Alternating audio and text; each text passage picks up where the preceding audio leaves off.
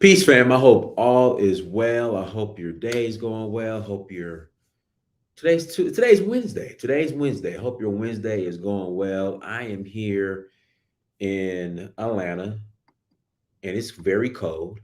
It's freezing. Supposed to be 19 degrees. Supposed to get down to 19 degrees this weekend, this Christmas weekend. I was in beautiful Africa, Sierra Leone, Senegal. It was nice and warm, and it kind of rained. It rained some in Sierra Leone, but not that bad. Like it will rain hard for a couple hours and then it'll stop, or not even a couple hours. Maybe for like an hour it will rain hard, then it will stop. But the only issue with traveling around this time of the year is when you go to Africa, the weather's nice, the weather's beautiful. Then you come back to America, and I promise you, I always fly out of JFK. The majority of the time, I fly out of JFK. When I land in JFK, I got to switch terminals, and I walk outside that terminal to go to the next terminal where I'm flying out of. Man, that hawk, as they say, hits you. It's cold, it's freezing. But everyone, thank you so much for joining. Make sure you like, share, and subscribe. I'm on my new device. Hopefully, we don't have any issues. The old device was just breaking down and freezing up. So hopefully we do not have any issues. We will find out.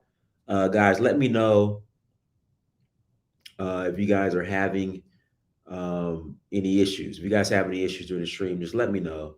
Like I said, I had to upgrade devices. So, hopefully everything is running smoothly. So again, guys, do me a favor, hit that like button. Also, make sure you share.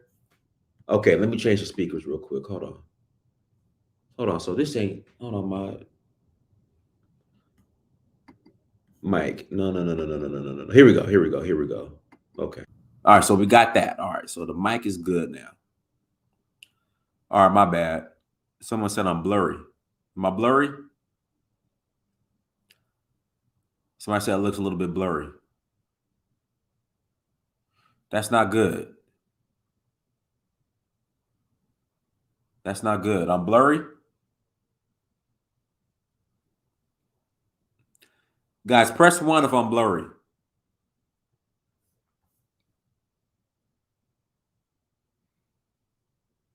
Because I look clear on my end. Okay, Marie says I'm blurry. Oh, man, here we go. Hold on 1 second, guys.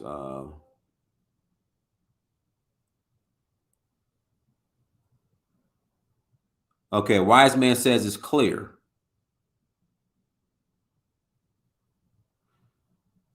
Because I look clear on my end.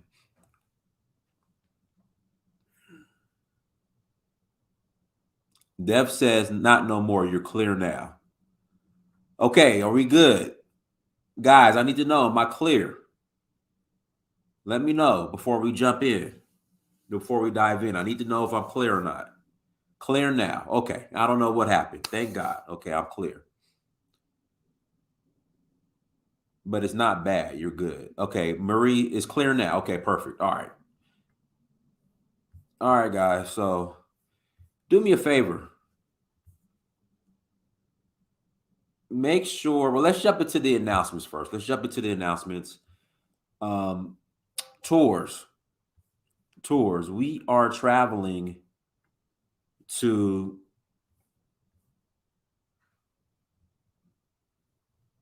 hold on. Google Chrome would like to record this computer screen.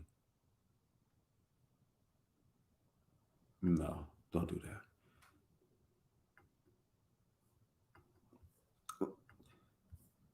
All right, so we are traveling to Sierra Leone in April.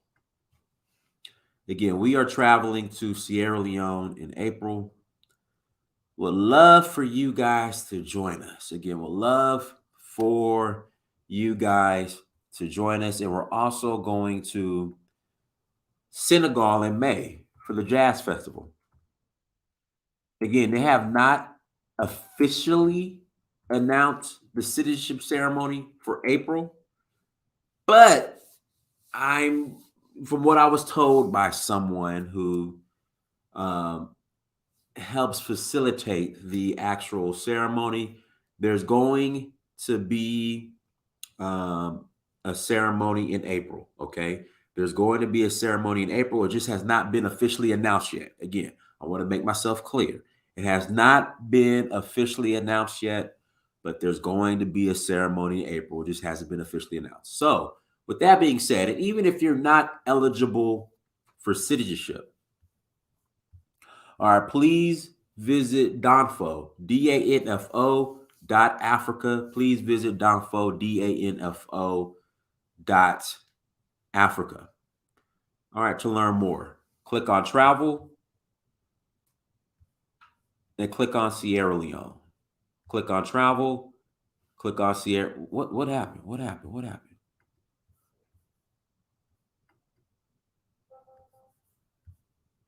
Yeah, I'm just pressing buttons and the computer is acting up, laptop's acting up. So click on travel and then click on Sierra Leone to learn more. Again, click travel, then click on Sierra Leone to learn more. Okay. And then the Jazz Festival coming up in Senegal in May. Again, the Jazz Festival, Senegal. Oh man, this computer is nice and fast. I got this new laptop. It's nice and fast, nice and fast. All right. Click travel, click on Senegal. All right. May 21st to the 30th for the Jazz Festival in St. Louis. Again, May 21st to the 30th for the Jazz Festival in St. Louis. Would love to have you join us. Again, would love to have you join us in St. Louis, in Senegal for the Jazz Festival. Listen, guys, do not tell anybody. I'm going to share a secret with you guys, all right? I'm going to share a secret with you guys. Do not tell anybody. Senegal is now my favorite country, okay? Overall. I love Sierra Leone as far as probably the most beautiful country, one of the most beautiful countries in the world. I love Nigeria. I just love Nigeria because of my personality. But overall, Senegal is in the number one spot. All right. So if you're interested in joining us for the Jazz Festival in Senegal, please hit me up. Go to Danfo.Africa. Again, please go to Danfo.Africa. Real quick, guys, am I still clear? Am I clear? Everything coming through smoothly? I apologize about the technical difficulties beforehand, but is everything now coming through smoothly? Am I clear? Am I good to go? Yes, clear. Okay, thank you.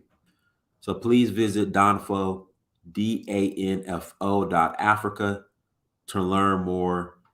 If you're interested in going to Sierra Leone with us, and guys, for Sierra Leone, you don't have to be eligible for citizenship to come and enjoy the beautiful country of Sierra Leone. Again, you don't have to be eligible for citizenship to come and enjoy the beautiful country of Sierra Leone. Okay? But if you're eligible for citizenship, meaning you have that African ancestry DNA test, results came back, Sierra Leone, it will be an honor to help play a role in facilitating that process so you can get your passport. So go to Danfo.Africa, guys. Also, if you have not bought the documentary, and if you have not purchased the documentary In Search of Uhuru, again, if you have not bought the documentary In Search of Uhuru, please go to searchforuhuru.com and buy the documentary. Again, please go to searchforuhuru.com and buy the documentary. Guys, this is the number one Africa-related, Africa-based documentary, Africa-featured documentary on the planet in 2022. This documentary right here. This is the number one documentary out when it comes to Africa. This documentary right here. So go to searchforuhuru.com. If you have not bought, yes, listen, somebody sent me an email on that today in regards to Guinea-Bissau. I think in May, guys, give me a second. I got to sneeze. Bless me. Guys, give me 1 second. Sorry about that.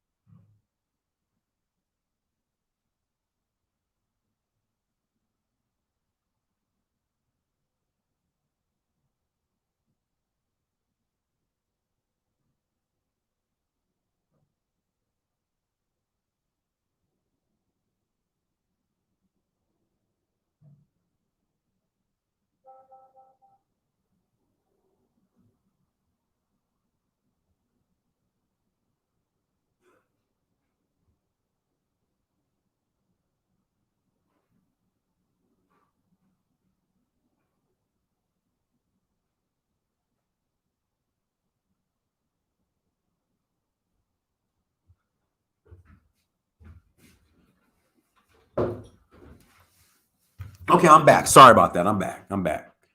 Sorry about that. I'm back. Yes, in regards to well, yeah, I gotta get off camera and sneeze, because I gotta blow my nose and all that other stuff. So yeah, I gotta go wash my hands, clean up. Yeah, I had to sneeze. Had to go blow my nose. Had to go wash my hands. Had to go clean my nose. So yeah. Well, anyways, you're right. Somebody messaged me today in regards to Guinea-Bissau. So I think in May, there's gonna be a ceremony, a citizenship ceremony for people who have Guinea-Bissau, who've traced their lineage to Guinea-Bissau. That's going to be in May. Again, that's going to be in May. I think that's in May. I got a message today. Hold on. Let me see if I can find this. I'll pull it up real quick.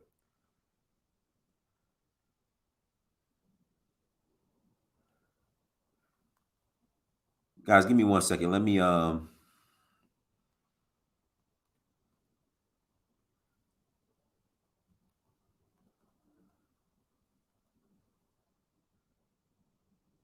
see if I can find this real quick. Yeah, somebody sent this to me today, which is awesome news. So basically, Guinea-Bissau, they're gonna be following the steps of Sierra Leone.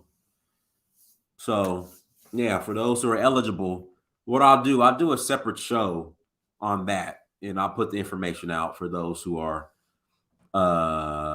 interested in getting their citizenship. But I think pretty much you have your African ancestry DNA test that links you back to Guinea-Bissau. You're eligible, and depending on how this works out, with the group that's going in May, hey, this is something that's ongoing. You already know Dynast Amir will bring a group to Guinea-Bissau, no problem. We'll get it in. So there we go. Guinea-Bissau, I think, is up next for citizenship by DNA. But if you have not bought the documentary, go to searchforuhuru.com and cop the documentary. All right. Let's jump into it. This is running smooth because usually when I share the screen, the stream will start when I share the screen, the stream will start freezing up and all this other stuff. So looks like it's looks like we're good. So I want to play this video real quick. Let me pull this up. All right, this is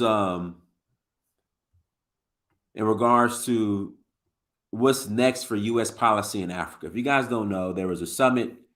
Okay, so I got to remember that. Hold on, we're just going to do it like this. We're going to make this easy. So I went from Windows to Mac. All right, so I went from Windows to Mac. And, the copy and paste isn't the same. So I keep pressing buttons and the screen keeps changing. You got to hit Control-C to copy, then Control-V to paste. There we go. Okay. Here we go. Okay, so we're going to listen to this right here.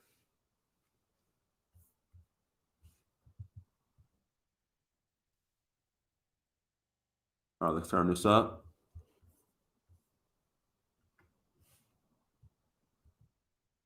And this is Ambassador Johnny Carson, who's given an overview of pretty much what happened and what's next for U.S. policy in Africa, and just some bullet points and a summary of the actual summit that took place last week, the U.S. Africa summit. So that's what this has to do. And the reason why we're really covering this, and I've been telling people, the West is going to start, well, they already have, but they're really going to start shifting to up and coming and emerging markets. Again, they're going to start focusing heavily, which they're already doing, with up and coming and emerging markets, but now with formal, in quotation marks, policy. And this could be an opportunity for Black Americans to engage the continent, but we still got just too many of our people, well, they coming over here. They sold us. They tether us. Why they ain't send no ships to rescue us? They knew we was over here. So you still have that. And it's like, listen, no matter how you feel, again, no matter how you feel, the world is moving on. Okay, I'm sorry. I know people don't want to hear that. The world is still moving on. We built this country. This is our land. We built this country. The typical. Why they giving Africa 55 billion? They need to be giving ADOS FBA 55 billion because we built this country for free. Okay, I get it. I understand. But still, people are moving on, and you could either be a part of this movement or you can sit back, be stagnant, and complain. So this is a good topic. This is a good video. We're gonna watch this and we're gonna break it down. Then we're gonna take some questions, and we'll start the call. Shout out to International Hannah. Well, they're offering 55 billion. That's nothing. 55 billion is nothing compared for Africa. That's pennies. 55 billion is pennies, but still, America is starting to, I would say, constructively, in quotation marks, properly engage Africa, versus the United States of America has pretty much been involved in every major coup or assassination in Africa since America first engaged Africa. So every major assassination, Gaddafi, Lumumba, Thomas Sankara, America, the West was involved. It's just they weren't. But now America feels threatened because they see the inroads and the progress that China's making, that Russia's making, that all these other countries are making. So they're like, whoa, whoa, whoa, whoa, whoa, whoa. Let's present something formal and constructive, because you can't name the African leader that was assassinated by Russia, or or by China. You can't tell me when China and Russia came in and destabilized governments and countries in Africa. I could tell you, I'll give you a list of countries that America has done that to on the continent. So now America's like, look, Africa's the future. Let's properly engage the continent. But what's crazy, now it's cold as hell here in America, right? Especially on the West Coast and the North. I'm sorry, East Coast and the North. And I'm in Georgia. I'm in the South. It's cold as hell right now. It's supposed to be 19 degrees here in a couple of days. I'm not looking forward to it. But they tell African leaders to come meet in America, in DC, and it's freezing. They couldn't have this summit during the summer, and it's freezing. But yeah, let's jump into the video.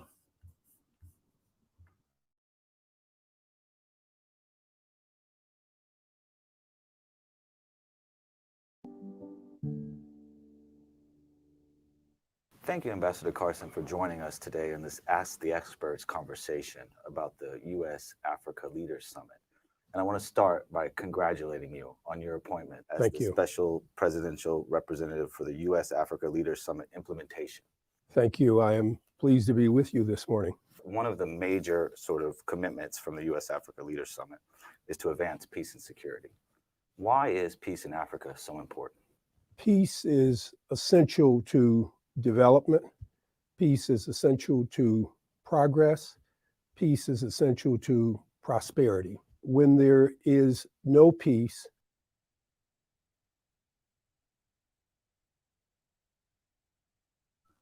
I want to stop it right there. It's just, it's hypocritical. And it's just hilarious now how the United States of America is changing its policy and they're speaking on peace in Africa. When again, America has been behind just about every coup and assassination attempt of African leaders and countries on the continent. But now they want peace. So we'll continue.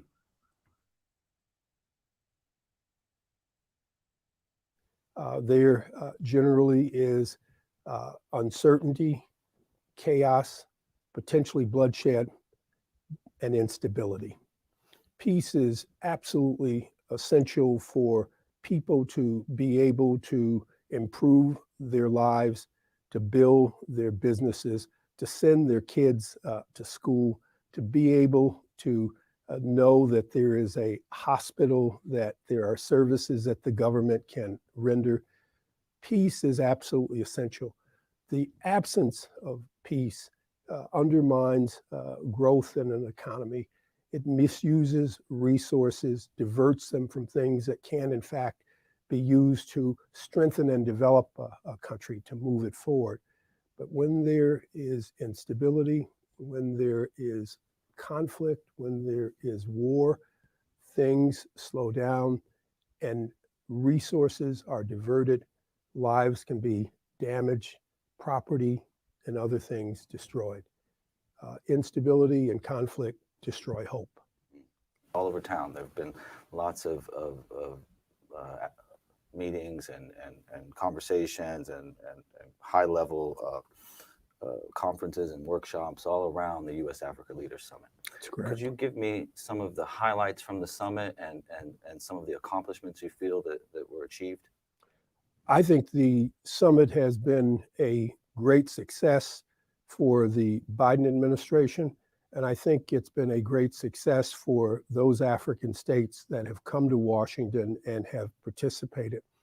A number of things have been done over the past 3 days, which will help to reaffirm and reinvigorate the engagement that the United States has with Africa and African leaders. I think that the first thing to note is that yesterday in Washington, the President of the United States signed a vision statement on the partnership between the United States and Africa. And he did that with the chairman, the current chairman of the African Union, President Macky Sall of Senegal, and with the chairman of the African Union Commissioner, Moussa Faki. This vision statement sets out in very clear terms the kind of partnership that Africa and the United States want with one another. It sets out a desire to collaborate and cooperate on the global challenges that we all face. It sets out a desire for inclusive economic growth, for the strengthening of democratic partnerships. Somebody in the chat room brought up how they're using a black face to push America's agenda in Africa. So we brought this up on the show before. The countering Russian. I forgot what the term. I forgot what the. It's a bill that was passed that was introduced by a black. I think his last name is Meeks, a black congressman in New York, and it was like countering Russian something act, and pretty much in that bill was the language that even if you're part of the diaspora, if you're in Africa, if you're part of the diaspora, and if you're in any type of way working with Russia or pushing some type of Russian agenda or backed by Russia, you a target. And this was this was presented by, I think his name was Gregory Meeks. I believe his name was Mr. Something Meeks, Gregory Meeks, Mr. Meeks, Gregory Meeks, who's a congressman out of New York. And he's a brother. So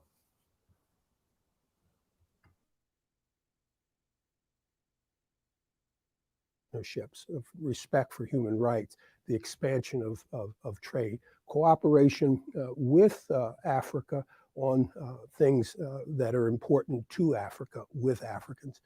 The vision statement also underscores some of the things that have gone on over the last several days.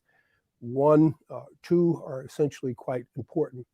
In the political realm, the administration has said that it is going to formally request that the African Union be included as a permanent member of the G20.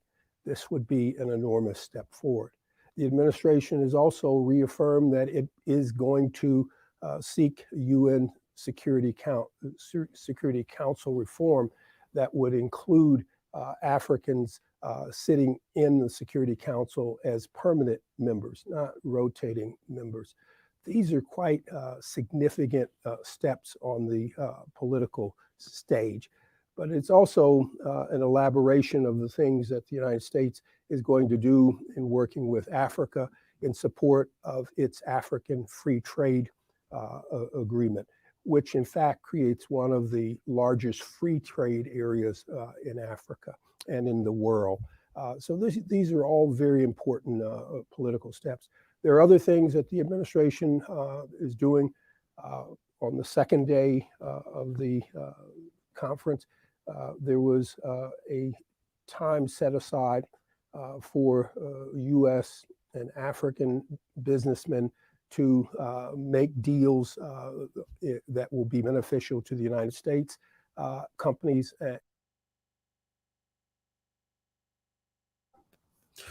there is time set aside for U.S. and African businesses to make deals. ADOS should have demanded a seat at the table to be a part of those deals.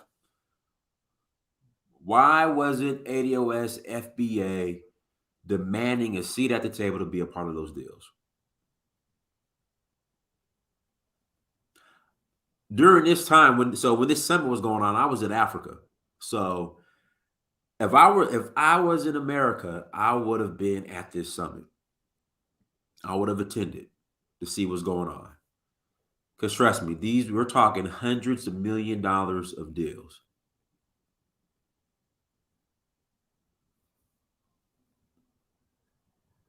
Well, man, they trying to come over here, man. They want to replace us. They want to replace us. They trying to come over here. Man, we built this country so they could come over here.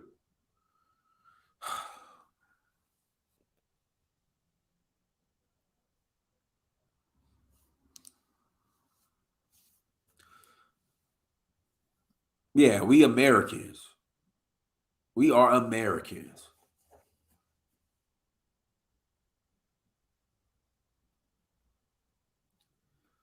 And guys, I've been saying this since 2011, the first time I went to Africa. Be patient. Everything's going to start shifting to emerging markets, specifically Africa.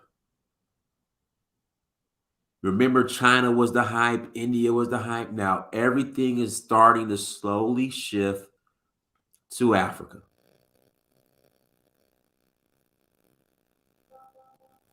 Let's continue. And many of us are just going to miss out. Many of us are just going to miss out. Listen, I was talking to somebody today. Just because you're born somewhere, just because your ancestors' bones are buried here in America, just because your ancestors were sharecroppers in America, does not mean you have to be limited to America. All right, let's continue. And to African, it was announced that some $15.5 billion in new trade and investment deals were done between the United States and Africa. These are going to move forward. The administration has also announced that the Millennium Challenge Corporation has for the first time signed a regional MC compact with Niger and Benin to strengthen the transportation network between the port of Cotonou in Benin all the way up to the capital of. I want to read this. I want to address this comment. You're right, Dynast, but I was thinking maybe the African leaders should have demanded reparations for FBA as a prerequisite for the U.S. doing business there. Dude, FBA don't want reparations. The average Black American, the furthest thing on his mind, his or her mind, is reparations. So how can they demand something that Black folks as a collective don't want or don't care about?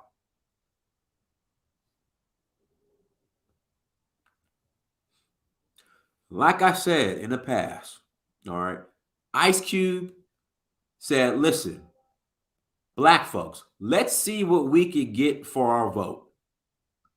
Again, let's see what we could get for our vote. You want to know what Black folks told Ice Cube? Called him a distraction. Let's cancel him. You know, it's just this argument is this whole, and I used to think like this, but it's a waste of time. African leaders demanding anything or leveraging Black Americas in order to, African leaders trying to use Black Americans as leverage when it comes to doing business with America is a waste of time, because the majority of us we can't see outside of our immediate communities.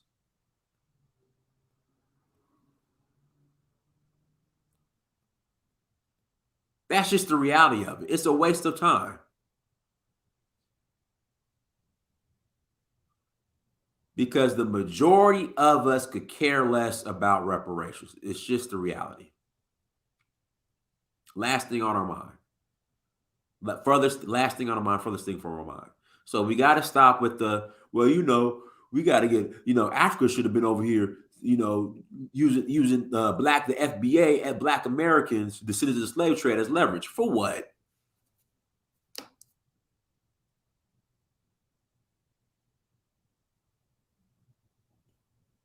For what? There's nothing to leverage.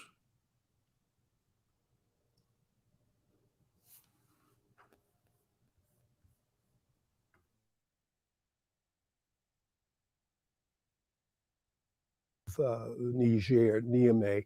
This is an important port, road, and land link that will help to facilitate trade inward and the export of goods, mostly agricultural, out.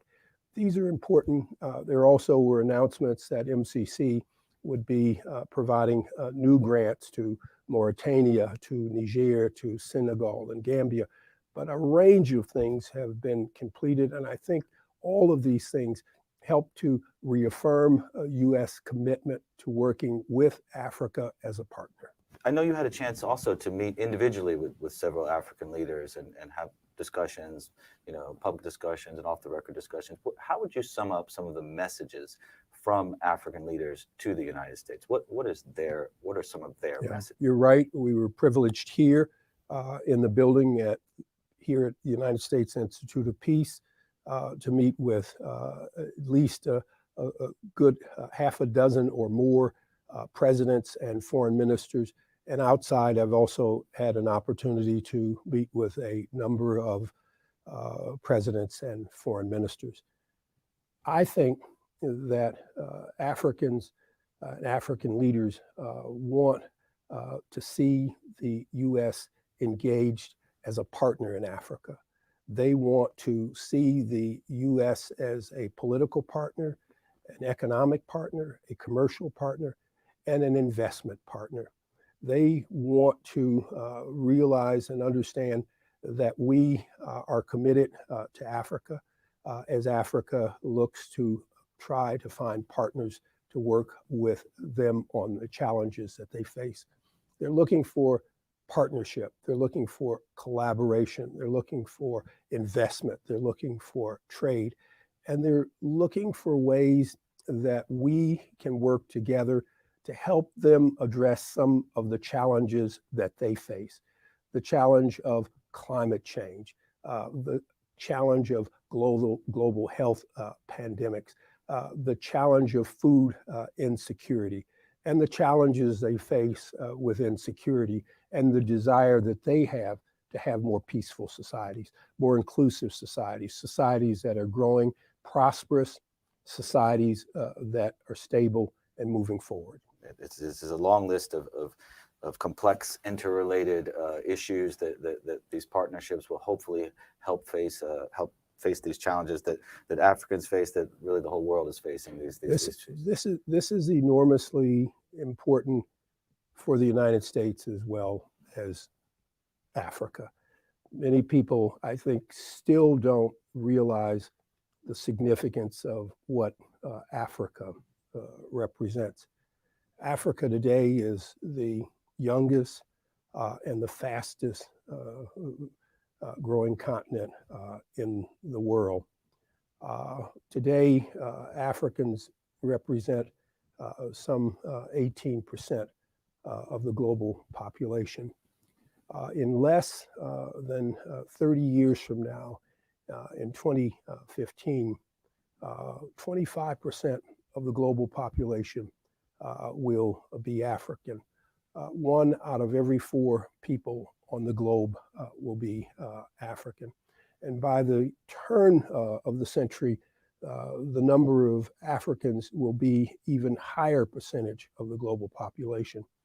I like to think of one country in particular, one important country, one country that we are constantly talking about, and that's Nigeria. Africa's largest country in terms of population, Africa's largest democracy, Africa's largest economy, and Africa's largest oil producer. Today, Nigeria represents the 7th largest country in the world.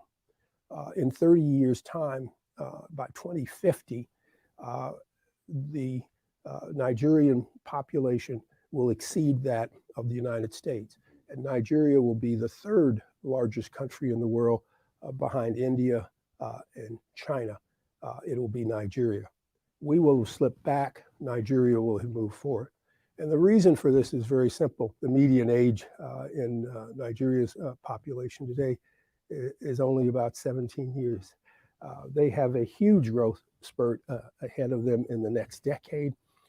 And while we see global trends where population growth is slowing down in Asia, slowing down in parts of Latin America, slowing down especially in Europe, and even starting to slow in the United States, we see Africa being more important. They're a huge potential trade market. They're a huge set of players in the international organizations, in the United Nations arena, in New York, in Geneva, and other places. So it's an important thing to remember. The continent is moving forward. It's growing. We need partners. We need both political partners, but we need strong economic partners. But we need partners who are at peace and inclusive and who believe and share our values and goals of democracy and inclusion. I know Nigeria has some really crucial upcoming elections, and partnering with them to hopefully February of next year, February 2023. We'll all be watching to hopefully make sure that those go well. And I also Guys, the Nigerian election next year is going to be the most important election in Africa, I'm going to say in the history of Africa. The Nigerian election of next year is going to be the most important election of Africa in the history of Africa. Since the elections that took place after colonialism, after the end of colonial rule, this election coming up in February in Nigeria is going to be the most important election in Africa since the elections after the end of colonial rule. Guys, do me a favor, hit the like button again. Please hit the like button. If you're watching this, do me a favor, guys, hit that like button. I will greatly appreciate it. All right, let's get back to it. Just want to build off of what you just said about this young population and the next generation. So as we look to the future and we look to this renewed partnerships, these renewed commitments by the United States to Africa, we have to think about some of the past commitments the United States has made to Africa, to African leaders, to the African people. How do you see these commitments any differently? There's no doubt that this summit builds on previous American commitments to Africa. And there have been many, both from Democratic and Republican administrations. We've seen in Republican administration, the Bush administration, the creation of PEPFAR, which helped to battle HIV and AIDS across Africa. We saw the creation of the Millennium Challenge Fund under the Bush administration. That all rested on top of the African Growth and Opportunity Act, which came during the Clinton administration. And we saw during the Obama administration a real explosion of commitments to Africa. We saw the creation of YALI, the Young African Leaders Program, Feed the Future, which was designed to bring about a green revolution in Africa and to address some of the food insecurity issues. We saw the creation of Power Africa, which was designed to help bring renewable electricity supplies to the continent. This summit builds on top of America's previous commitments, but it takes it to a different level. And those levels include, I think, 3 or 4 things, one of which I've already mentioned. One is that for the first time, we see a joint vision statement between the United States, Africa, and the African Union, signed by the President of the United States, signed by the current chairperson of the AU, and signed by the Permanent Commission Chairman, Macky Sall. That's new. The second thing is that the U.S. has also signed a memorandum of understanding in support of the African free trade area. And that memorandum has been signed with the Commission, again, showing that the United States is committed to working with Africa to expand its free trade. Thirdly, Vice President Harris, on the opening day of the summit at the African Art Museum, announced the President's creation of a U.S. Advisory Council in the United States on the diaspora. This will be a council that will provide advice and suggestions to and recommendations to the administration on how to deepen the engagement between the United States and Africa. And we have a large diaspora in the United States of both newer first and second generation Africans who have contributed as older immigrants have to the strengthening of American society. And we have people like myself who can't hardly identify where I came from in Africa. But it does constitute some 45 million Americans of color. And this council will have people who will help drive the thinking and engagement on what we should be doing on Africa. It's advisory, but it's an important step forward. The administration is also looking to deepen its commitments with the Young African Leaders program. These are all things that are there. And then finally, the administration has said they are going to appoint people like myself to advise on pushing implementation of these programs out there. The administration is also likely, if it has not also already done so, said that it is going to appoint someone else to help push some of the economic agenda forward as well. So I think all of these things are powerful. They build on one another. The importance of this summit, as I said, has been to reaffirm strong American interest in partnership and collaboration with Africa, working with Africans to achieve the things that they want, but also that we share in common and want as well. It's also an opportunity for high-level re-engagement with senior officials. I think virtually every U.S. cabinet member has had some role over the last 3 days in meeting with their African counterparts, Department of Commerce, Department of Agriculture, including USAID and others working alongside of their African counterparts, talking about issues of common concern. This is all extraordinarily important, that re-engagement. And it leads to that third thing, and that's the acceleration and re-energizing the relationship for common cause, common purpose, and shared values. It's really, really, really exciting to hear all of the sort of new endeavors, building on the old endeavors, and we're so privileged to have you here with us to take us through all of these accomplishments and achievements that have been this week in the U.S. Africa Leaders Summit. And we really, really wish you all the best of luck in your new role. So thank you very much, Ambassador Carson. Thank you.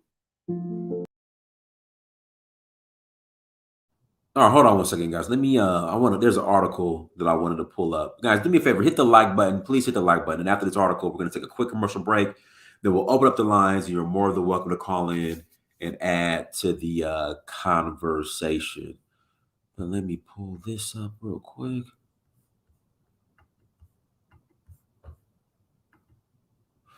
All right, here we go. Lots of business deals reached during the U.S. Africa Summit. Here we go. U.S. Secretary of State Anthony Blinken meets with Namibia's President Hage Geingob, Zambia's President Hakainde Hichilema, and South Africa's Foreign Minister Naledi Pandor during the U.S. Africa Leaders Summit in Washington, D.C. December 14, 2022. Nearly 15 new commitments between U.S. and African businesses were announced during last week's U.S. Africa Leaders Summit in fields ranging from mining to healthcare to basketball. All right, Gina Raimondo, U.S. Secretary of Commerce, talked to reporters about one of the biggest deals made at the summit, an investment by U.S.-based Cobalt Metals, who we're going to look up here shortly, which will be a commitment of over $150 million into Zambia's mining sector. Raimondo added, "I think this is a model of what we need to be doing more. It's a big deal." Why Zambia? Cobalt Metals president and founder Josh Goldman. Okay. I'm pretty sure Josh, and I don't know, Josh might be African-American. He might be, or he might be ADOS. He might be FBA. I don't know. We're going to look up Cobalt Metals here shortly after we read this article and see who really had a seat at the table, who's getting a piece of this, I guess this historic U.S. Here we go. We're going to find out who walked out with a check at this U.S. Africa Summit, or who got paid. Was it ADOS FBA, or was it people who don't look like us? All right, and founder Josh Goldman said that when the company looked around the world for the best place to invest, Zambia rose to the top as a safe and peaceful place where we can hire exceptional people. where the laws support investing for the long term, where we can operate in ways that protect the environment and support local communities, and where government supports our investment with actions that are fair, transparent, and fast. Goldman added that his company will be working with the global mining investment firm EMR Capital and Zambia's public-private mining company ZCC-MIH. Zambian President Hakainde Hichilema was at the signing and said this new partnership goes beyond his country, and that this investment is in copper and cobalt, which are critical minerals to gravitating us from carbon-driven fuels to green fuels. Electric vehicles, that's what we are talking about. Hichilema said that this is not about Zambia. This investment today is not about cobalt and ZCCM. It's not about Zambia. It's about all these and the rest of the world as we grapple with climate change issues, as we grapple with replacing climate damaging fuels with green fuels, and therefore electric vehicles very, very important to us. Cobalt is an ingredient in lithium-ion batteries used in electric vehicles, tablets, laptops, and smartphones. Another signing occurred between two financial institutions, U.S. Exim Bank and the African Export-Import Bank known as Afrexim Bank. The latter's president and chairman, Benedict Oroma, told VOA that by signing a memorandum of understanding, the two institutions moved from intention to action. It's an MOU for collaboration to support trade and investment between Africa and the U.S. with special focus on diaspora engagement, Oroma said. We have an envelope of $500 million attached to that MOU. We also use this fund to support the critical sectors that Africa needs, the healthcare sector, climate adaptation, projects, aspects of transportation, and infrastructure and power as need be, Oroma added. The National Basketball Association was also, you guys know there's NBA Africa, but if you don't know now, you know, was also at the summit to announce his ventures to Africa. The league's Africa CEO, Victor Williams, told VOA he is excited to be part of the forum because sports is an area where Africa has world-class talent. I've been telling folks, NFL, there needs to be an NFL Africa. A lot of these African countries already have the infrastructure because they have these soccer stadiums. And I think football, not football, but American football would be popular in Africa, if you ask me. He said that while NBA Africa is happy to grow the game of basketball on the continent, there's more. We are also interested for sport to be a driver in the economic growth and development, as well as for sport to be a vehicle of social impact. The league already has offices in South Africa and Senegal and plans to expand in other regions. Williams told VOA that earlier that year, they had opened an office in Lagos, Nigeria, and just announced that they will be opening an office in Cairo, Egypt in 2023.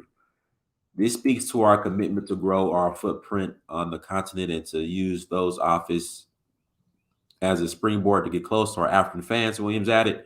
He said each of those countries represents significant basketball and commercial opportunities. All right, I want to look up cobalt metals.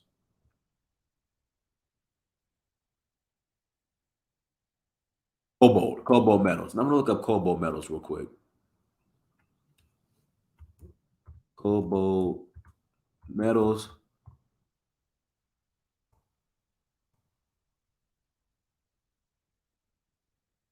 Josh Goldman. Here we go. Let's look him up.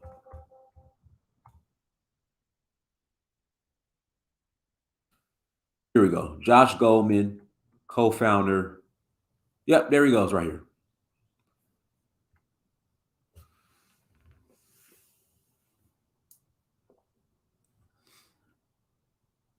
Getting that African bag. You know what? I'm not mad at him. I'm not mad at him.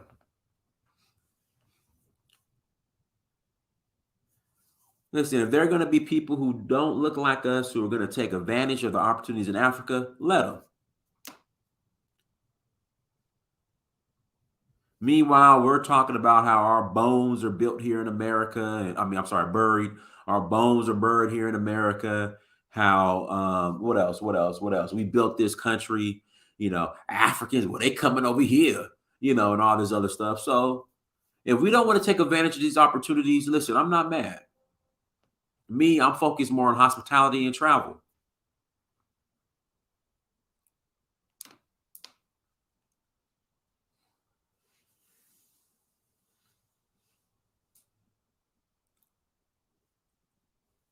So, what was it, 150 million? Good for him. But hey, guys, listen, we're going to take a quick commercial break. We got to pay bills. We got a word from our sponsors.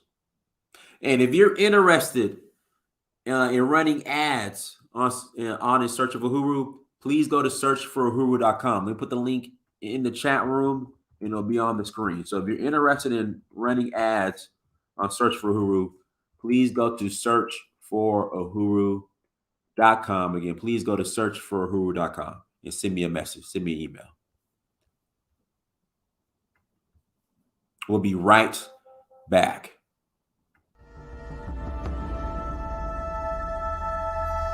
At the Okoli Law Group, we specialize in producing justice.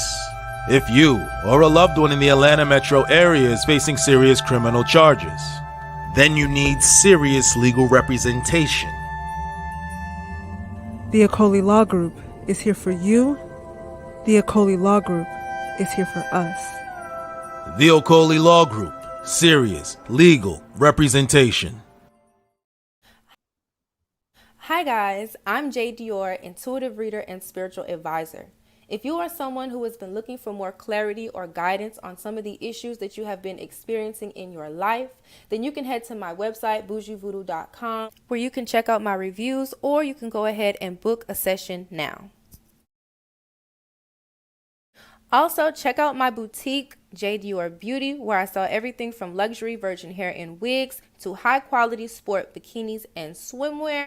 There is free shipping on all orders over $100, or you can use promo code YouTube for an extra 10% off. Scan the QR code to check out the site now. Hey you guys, it is your girl Alexis Fowler coming to you with a special sale of 40% off all of my services when you use promo code VIP40 at alexisfowler.com. As a brand designer and consultant, I provide services like digital art, logo designs, packaging designs,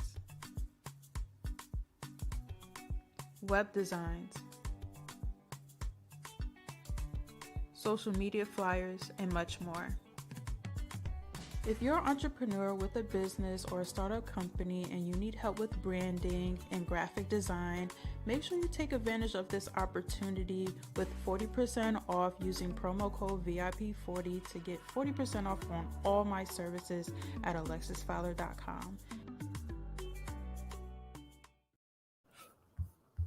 All right, guys. So I'm going to put the link in the chat room. If you want to call in and add to the conversation, you are more than welcome to. I will put the link in the chat room if you want to call in and add to the conversation. Oh, I got to figure out how to do this. Hold on, guys. Hold on. Okay, I think it's Control V. Control V. Is it Control V? Hold on. Control V. Okay, that's not it. Hold on, guys. I'm on a Mac now. I'm on a Mac. Okay, copied. Control V. Oh. How do I paste this? Hold on. I gotta Google how to. Hold on, why it's not pasting? Hold on, guys, it's not pasting, you guys. Hold on 1 second. I know it's good. You guys hit the like button. We're having some technical difficulties. Hold on 1 second. Here we go. Okay, let's do it this way. Hold on, I got it. Control C. Okay, here we go. Control V. No, hey. Oh.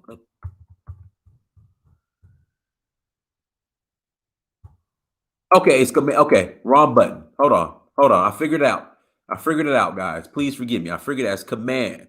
It's not control. It's command. Okay, here we go, guys. I got it. Command V. My bad. I was talking about some control V. Here we go. Okay, links in the chat room. There we go. Links in the chat room. If you'd like to call in and add to the conversation, listen. I love my Mac. I had a Mac before. I have an iMac. Then I went to Windows. I don't know why. Now I'm back to Mac. I'm back home. I love Mac. I'm done with Yeah, I'm done with PC and Windows and Droids. We Mac, everything's Mac now. Everything's Mac. But guys, listen, links in the chat room. Links in the chat room. If you'd like to call in and add to the conversation, please call in and add to the conversation. And if you are watching this, okay, if you are watching this, and if you have not bought the documentary In Search of Uhuru, I need you to go to searchforuhuru.com and buy the documentary. Again, I need you to right now, okay, right now. I need you to go to searchforuhuru.com and buy the documentary ASAP. Guys, this would be a great Christmas present. Oh, this will be a great Christmas present and Kwanzaa present. This will be a great Kwanzaa present. There we go. A great Kwanzaa present. This right here. In Search of Uhuru, the best Africa-based documentary of 2022. In Search of Uhuru. Go to searchforuhuru.com and buy it for your family members, your neighbors, for Kwanzaa. Or for any day, any holiday, any day. Buy them. Okay, let's bring Rico on. Rico, go ahead. Rico, you got to unmute yourself. Rico, go ahead. Hey, Donis, how you doing, bro? You got to turn off the playback. Oh, okay, wait a minute. You're good. Go ahead. Can you hear me? I hear you. Go ahead. Hey, Donis, how you doing, bro? You got to turn off the playback, Rico. Okay. How about now? I hear you, but just make sure the playback's turned off. Go ahead. Yeah, sorry about that, bro. I'm having technical issues. Yeah, bro. Oh yeah, I too feel you on the. I just got a Mac too, bro. So I feel you. I'm trying to adjust myself. No more PCs for me. All right. All right, go ahead. Sorry, bro. I can't hear you. I'm gonna hang up and call you right back. Okay. All right, Trina, go ahead. You're right about if we need to invest in Africa, because we got all these entertainers and Black business people here, and regular Black people like us could be investing. But see, we're too distracted. Black YouTube is all about entertainment and gender war. And instead of focusing on what needs to be focused on, like economic development, we're focused on that. And we can't get anywhere focusing on the wrong stuff. And that's a problem. You're right. So that's all I have to say about that. You just said something. We're too focused on entertainment and gender wars. You're right. You're absolutely right. You got a great point. Hey, shout out to Mr. Cunningham. I need you to call in. Wisdom never sleeps. I need you to call in. Hold on. Let me get you on here. Links in the chat room. Call in.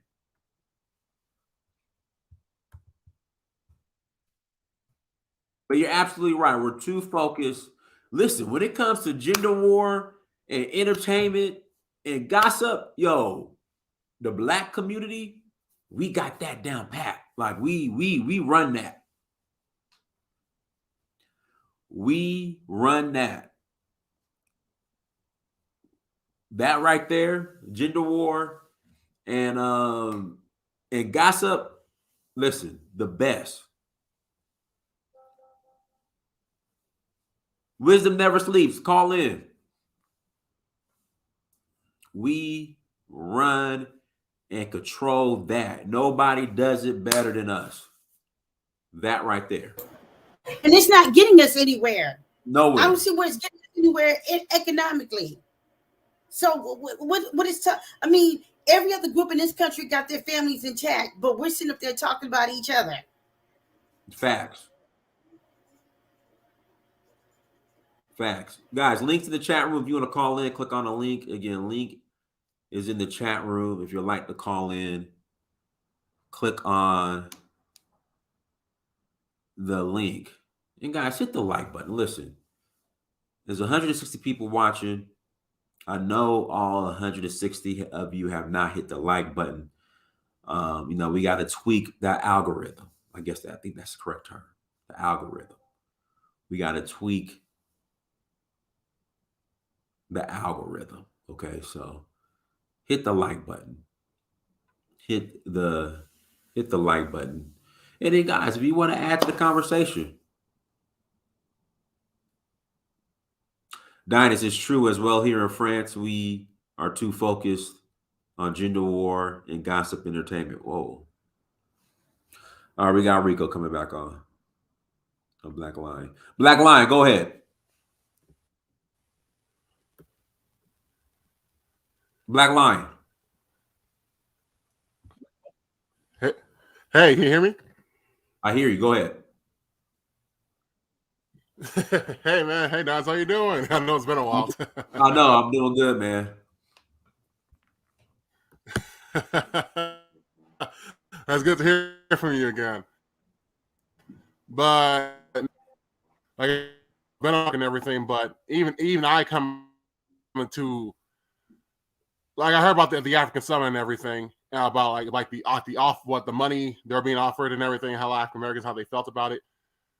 And like I heard some like how they're offered, what Biden was offering us, like some money, a certain amount, a huge amount. A lot of African Americans were pissed, and because like they're getting this, we're not getting reparations and etc. Now it's like, do you guys have any idea why they're giving them that kind of amount of money? It's not free.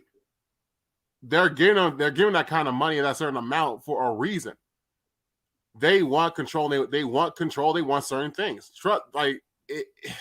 I tell you, our people are very politically ignorant on this sometimes. Is one thing when one thing, like the sister Trina said, yes, we need to start investing in the content in ourselves. We're gonna have to, because I just turned 29 just last month, and the thing is, the entire year 2022, I noticed we are just gonna a huge amount of 70% of us, we're just gonna stay ignorant.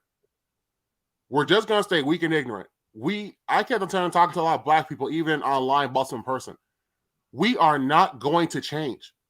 A lot of us, like that sister who went viral on Phil Scott's show he was talking about, like that sister was talking about, a lot of us are too far gone to really move forward as a race.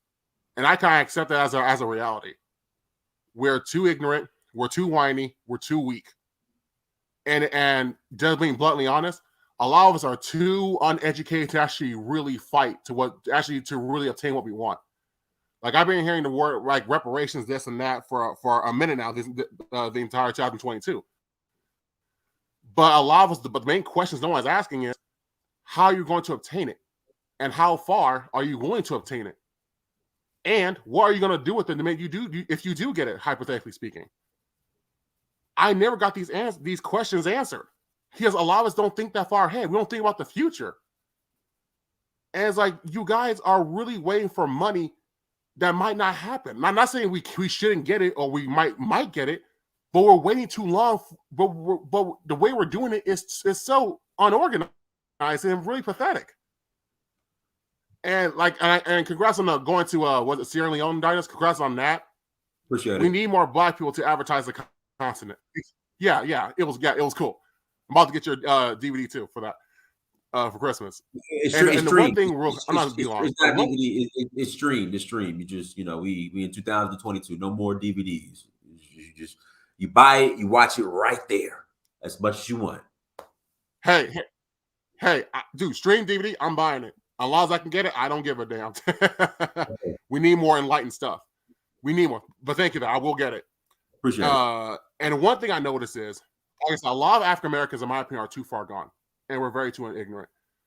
Every day, I'm seeing you and Wody Maya, a lot of African Americans, especially that one sister on YouTube, Odana Network. They're all showing us what African Americans or Africans in general can really create, can really build. Like me and a lot of African Americans, we were talking not too long before my semester was over. It's like saying, I'm tired of fighting. I'm tired of trying to convince my race to have morals and dignity. I'm tired of trying to convince Black men to be decent. I'm trying to tell our sisters to be decent women and to build a Black family. I'm tired. A lot of us are really mentally tired. because it's like, because even though that's what's best for us, even when we give the people, our own community, answers to be a better race, we have all the information from our past scholars and beyond to tell us what we need to do. We still ignore it and act like victims to a certain point, a degree. Not saying there's not a reason, but to a certain degree, because we don't want to change. We don't want to be mature enough to grow up. Like, look what you did. You went to Sierra Leone. You gave African Americans a chance to go back to their ancestry. Which African, and you're not even a celebrity. Which African Americans, especially in the higher positions or good influence, are doing that? None of them. A lot of us in our community are very useless. We're useless to each other. Like I'll say this for example. When a lot of men, especially black men, are asking women in this modern age, especially black women, what you bring to the table, and a lot of them get offended by that. The real question we should be asking ourselves, black men and women, what good are we to the black community in this day and age? What good are we? Are we providing families? Are we building a nation? Are we going to bust moves to go to the council like you do? What good are we to the black community as a whole? What's our future goals? What are we planning to do? Because I don't see any progress. I don't care how many degrees you got or how much money you got. If it's not helping the black community in any shape or form, what good are we to each other? There's too many black people who are too useless in our own community, and that's something that needs to be discussed. And the reality, and also the sad thing that I kind of noticed is, I said, like, it's honestly, it's nice talking about African Americans who actually understand, the decent ones, of course, who actually understand that we need to be around people who actually think like us. That's why I said in your show before, I'm all for segregation within the black community. A lot of us are too useless, too ignorant, and sometimes a lot of us are even too dangerous. Because we don't need Europeans to destroy us anymore like we used to. We'll do that second nature. Hell, we're doing on YouTube and Twitter a lot. We can start a rap beef just by talking about someone's mom or their girl or something. We are too dangerous to each other. And that's what they like about your trips to Africa. A lot of African Americans doing the same thing, because it's showing us who really needs to be on the continent, who deserves to who deserves a better life, and who's willing to. That's one thing I like about your trips. It's exploiting that. So one thing I noticed is a lot of African Americans, especially in our community, don't want to admit this to a certain degree. But a lot of us are slowly somehow accepting that America in the long run is not going to give us what we deserve. I accept that as a reality. Look at the policies. Look at the huge amount of immigrants in South America are coming in right now. Gone for America. Replace you in the job force. Replace you in the system. Replace you in housing. And they're going to do it, and they're going to open to South Americans willy-nilly. Well, you can't at least get a basic job at McDonald's. I live in California. I live in California. Trust me, you have no chance in this damn state alone. Can you imagine this big migration influx? If they let this open, we're literally screwed. That's why I agree with you with Phil Scott the other day. You guys were talking. Shout out to him, and you guys a good video. To a point, we need to have a second passport. The end game is coming, and it's not going to look pretty. We thought January 6th was dangerous. Imagine after the New Year's with this influx. So a lot of black people, I literally said, get on board. I'll be just saying this thing will be done. Get on board, get your passport, and start looking outside of America, because we don't have a snowball's chance to fight this. This is literally out of our league. That's Black Lion. So Black Lion, you haven't bought the documentary yet? No, I apologize. Trust me, dude. I was doing school and work full time. I was too busy to do anything. Okay. Trust me, I'm gonna buy it. Okay, yeah. you're free. Yeah, my apologies. Trust me, I was too busy. Okay, no worries. Yeah, I'll buy it a couple minutes. All right, appreciate it. But thank you again. I'm gonna get for Christmas. Yeah, no problem. Go ahead, Philip. Mr. Lindsay. I'm sorry, Attorney Lindsay. I need to put some respect. No, man. Attorney Lindsay. Phil works. It's good, Dennis. And that's cool, brother. You were like, hey, what about my documentary? I noticed that your name was not on the list of purchases of the documentary.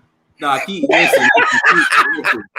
listen, Keisha called him out. Keisha's like, man, he's doing a lot of talking. He ain't about your documentary. I'm like, Keisha, you got a point. Hey, I feel you, man. It comes down to dollars and cents. I have purchased the documentary. Thank you. And Philip, you need to purchase some more copies for Kwanzaa. Okay.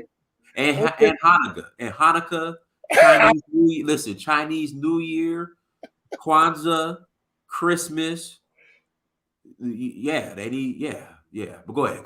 Well, listen, brother, you in my lane now. So 2 days in a row, I had to come up, and I'm all for it. You know, Dennis, I'm for it. I'm for the, Donfo production company. I'm for, continuous documentaries by one young Dinus Amir. Uh-huh.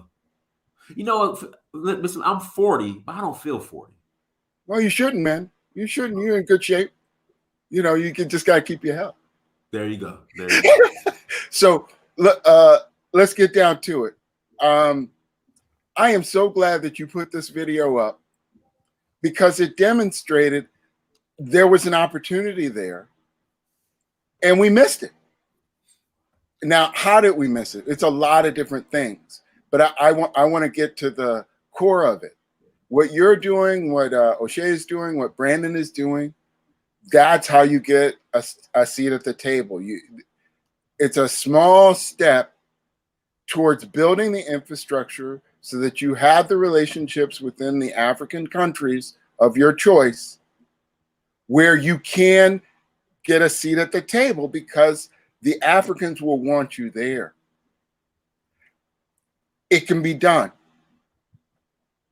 What's happening right now is there's kind of a split screen where some of us are like, look, we got to do this and we got to do that on the reparations thing. And there is no plan B. It's reparations. And it's not, let's get the infrastructure. For example, we were talking about this at the end of the day yesterday, Dinus, about once, let's say a check was issued. We don't have Black banks in place. We don't have Black insurance in place. We don't have Black business infrastructure in place where that money stays within us. Did we not talk about that yesterday, Dinus? We did, and I responded, or I said earlier in the stream, just where I'm at now in life, I'm not gonna play reparations check.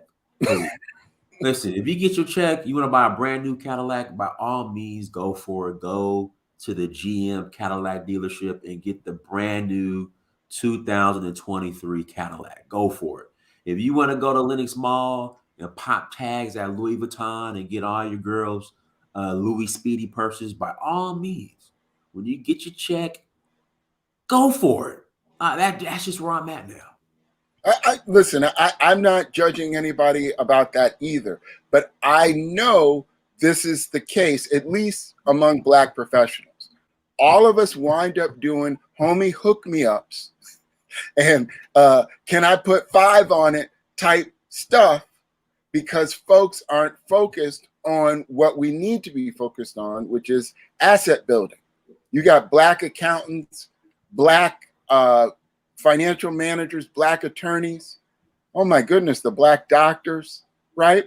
And they're all sitting there working, trying to work with our people to get us focused. Look, and I hope, U.S. Attorney, I hope you can come up, brother. I'd love for you to put your input. I'm going to throw what I know, which is when I did this stuff in terms of working on trade and so on in Asia, I was doing work in Vietnam. Part of the deal is you have to have the connect to be able to sit at these places. And it costs a lot of money. So how does that work? How it works is, well, O'Shea now has started to build a media company in Uganda. And depending on how big it gets, then he's a player. He's a player in Ugandan stuff and anywhere else he wants to go. You're working on your tours. You're doing your real estate thing. You're doing some investment stuff, Dinus. Eventually, if not already, you're a player. I definitely believe you're a player in that village that you go to. right? Right. You built the what was it, the computer? Mm-hmm. Okay, people remember that. People that build water wells and computer labs, the local chief will listen to what you have to say. This is how it's done. But the thing is, if we have a bunch of boo bird people that say, "Hey, we can't make a step forward. We can't do this, do that," well, then we're defeated before we get started. Right. And I'm here to tell you, when I was doing work in Vietnam, that was in 2000, 2001. At that time, they were building Nikes. They had one of our clients had the exclusive cell phone rights license. They were trying to do a end-to-end rail project. Now you look at Vietnam, and first of all, they were the biggest beneficiary coming out of COVID because a lot of the U.S. companies wanted to come out of China, and so they just moved up the street to Vietnam, which at different points was like a region of China. And they were players in the game. And now they're making electric cars. Now, at the time that I was doing the work over there, that was unthinkable because their bond rating, credit rating was like C-. They had opened up in 92 or 93, and they went on a buying spree and ruined their credit. So then they had to rebuild, and they were in the process of rebuilding 2001. That was the reopen, the soft reopen. And what I'm saying, Dynas, is that these conferences and getting our agenda and what we need at the table is critical, absolutely critical, because we have less money as a group. And so our price point to get into these African markets is a better shot. Trying to do something in the United States is important if you've got that kind of money. But if you don't have that kind of money, how are you going to do your retirement, for example? We've had this discussion. You want to know how much you need to retire? Take your salary right now and multiply it times 20. If you don't have that money or something close to it, then you need to live somewhere cheaper when you retire. It's just that simple. And don't forget that our healthcare here is private. Yes, you will be able to get Medicare, but it only covers 80%. So that means that you got to buy the private insurance, the Medicare supplement. The supplement, right? I'm being real about it. Look, if you doubt what I'm saying, talk to your parents that are retired, how that money is going. So look, Dynas, thank you for putting this up here, brother, because this is what we need to be talking about and where we need to be focused. And I'm so proud of you that you are doing this stuff now. You're a younger man, and you can actually make a difference. All your hair is brown. Okay, it's coming in. It's coming in, but I can live with that. I can live with that. But, so that's why I came back up, was to say, look, people that want to do business, man, I love seeing the ads and so on and so forth. We can do this, folks. And it's not just the highly skilled, or not skilled, but educated people that are doing HVAC. They need HVAC in Africa, Dynas, right? It depends where. So what's more common in Africa is the wall units. So I guess is that considered HVAC, the actual? Well, they have wall units. They don't have like central air. What do they do for the big malls and things? Well, right. The big malls and stuff, they do have HVAC. So they have to, right? So you're right. And there were a couple of things that I saw in the video that I just wanted to throw out, right? Which is, one of the things is they wanted to do this Yale Young Leaders Program, and people need to know what that is. That's the Center for Democracy and quote unquote, where they develop young leaders. Well, these young leaders in many cases are then their go-to people when they become older for whatever their policy agenda is. And in some cases that's pro-African, in some cases it's not. So as Black people that are going in there and doing business, we have to monitor what's going on. Dynas, I'm gonna do an ask. maybe it should be what's his name, Abube, Uh-huh. or U.S. lawyer, or I don't know. We can try to work on it together to look at these MOUs that were signed. Those aren't final agreements, by the way, unless the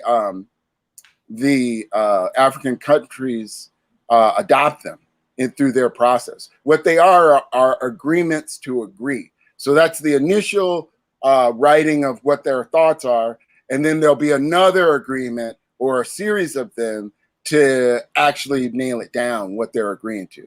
And I think that as many eyes on this as possible are important. I agree. So, those are just my points on. Oh, my guy's here. Okay, U.S. lawyer, what you got, brother? Go ahead, U.S. lawyer. I was going to say, what he said is these mutual understanding agreements. He's correct. The problem we have is, and this is the problem that the whole world is having to come to grips with, is the United States does not keep agreements. So they'll make all these agreements. They'll get some concessions for you. They'll give you a little front money. Maybe they'll pay off some of the top leaders, and they won't. That rest of that money will never come. They will find excuses not to do it. They will come back and renegotiate. They'll come up with things. They'll say like you're not complying with certain things. Like they'll say that you're not. You got to do the LGBTQ thing. They'll come up with all these new requirements, and they will never give you the rest of the money. That's been the history, and that's the reason that you have places like even Saudi Arabia. You have Russians and the Chinese all saying, we can't trust you. They entered into the Minsk agreement. What did they do? They said, we never intended to comply with them. They just admitted it. It was just to stall you while we can get in better position. They only make agreements to maneuver you into position. Right now, they have the Africans there because they're trying to maneuver them into a different position in regards to this Russia thing. But you can guarantee that once the need for that kind of cooperation, whatever they want, is over, they will not honor those agreements. Or they make agreements that hurt you, like they made this free trade agreement with Ghana. And what happened? Ghana had a thriving tomato market, and it disappeared. And all of a sudden now, the way it was structured was all these Ghanaian tomato producers all were wiped out by it. They don't make agreements like that. This is why China. 100%. Keep going. And that's why China recently said that they don't. This is what Xi recently said. That the problem is you don't have any honor. Same thing Russians said. It's the same thing that happened with Iran. What did they do? They made that agreement. Why? To hold them into a position, and then they broke it. And not only did they break that agreement, they then turned around and tried to try to make Iran comply with an agreement that they broke. I mean, they tried to take people to international criminal court, but they're not even a part or signatory on it. So Africans would be wise to keep supporting Russia, because what's happening now is the people who have been in power and have been manipulating the globe with all these coups and these funding these insurrections and all this other stuff that's going on. They're losing power right now. And they're moving towards this unipolar world where the United States and its minions in Europe can dictate to everybody to a multipolar world. And that's the stress, that's the tectonic plate that's been moved right now. That's the stress on the planet. And the best thing that could happen for Africans is to stick with Russia and for Russia to prevail, because it will move the planet in a direction where they will not be tied up into these markets. The problem you have is like, the problem they have right now is the United States is, if you don't go along with them, they sanction you, they ruin your economy because you don't have any place to go. You're on the SWIFT, they can cut off your bank machines from international trade. They're able to totally manipulate and dominate. And that's the problem right now. And so they use that to stranglehold you. They keep a stranglehold, an economic stranglehold in them. The International Monetary Fund, they've got one source of funds beside the Chinese. And so they give you deals that strangle you and keep you poor. So the best thing that could happen is Africans be very leery of any deals from America. What they'll do is they will extract some concessions from you, and they'll try to hold you to those concessions that they've extracted. And they'll come up with these imaginary breaches, and they'll never fulfill the end. That money will never be seen by Africans. That's what I'm gonna say about that. Well, I co-sign everything that you just said. I mean, that was generally my experience with it. However, U.S. lawyer, and I'm going to throw this back to you, that when you're placed in the middle, like, you've got the situation with AFRICOM, and you're correct that the presence of the Russians and the presence of the Chinese making real inroads in these countries, particularly, I don't know if you've seen this the U.S. lawyer, where in some of the cases, I can't remember if it was in Mali or if it was in Central African Republic, where when they removed the government there, they were holding up Russian flags. Did you see that? Yeah, well, you have a lot of Africans there, but the thing about it is Russia and China have been in the historical forefront of helping Africans get to liberation. All this thing about China is colonizing Africa. That's BS. That's propaganda. That's from the people who are colonizing Africa, trying to make you afraid that if you get a better deal. The bottom line is China's gone in there and built infrastructure, built roads, and done other things like that. The Western countries have never built infrastructure unless they were actually dominating that area. And they build just what they need. They don't build it and leave it as some kind of legacy. And then they essentially, like France leaves, and France wants to tax you for being colonized. They say, oh, we left you with some stuff there and we want our stuff back. Well, we didn't invite you in. So it's a crazy scenario, but Africa right now, I can understand the need for them to come in and play the game. But the problem is that, are they going to be able to play the games? Because the traditional way it's been operated is you get a few top people, at the top. This was actually strategized at the Berlin Conference. You get a few top African leaders or tribal leaders at the top, you pay them off, and and that way it keeps the door open for you to come in and do all kind of nefarious stuff, extract the minerals for a dime, a penny on the dollar, use their lands for military launching bases and all kinds of other stuff.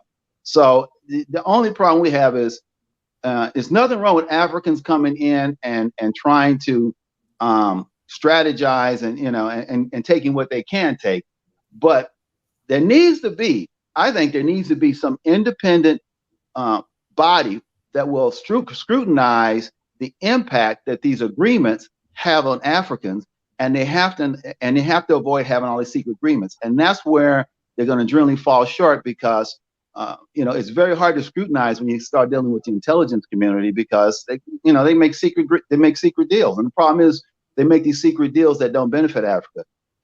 All I'm saying is that's an illusion. They wanted something from Africa right now because Africans were not really supporting them with this Russia thing.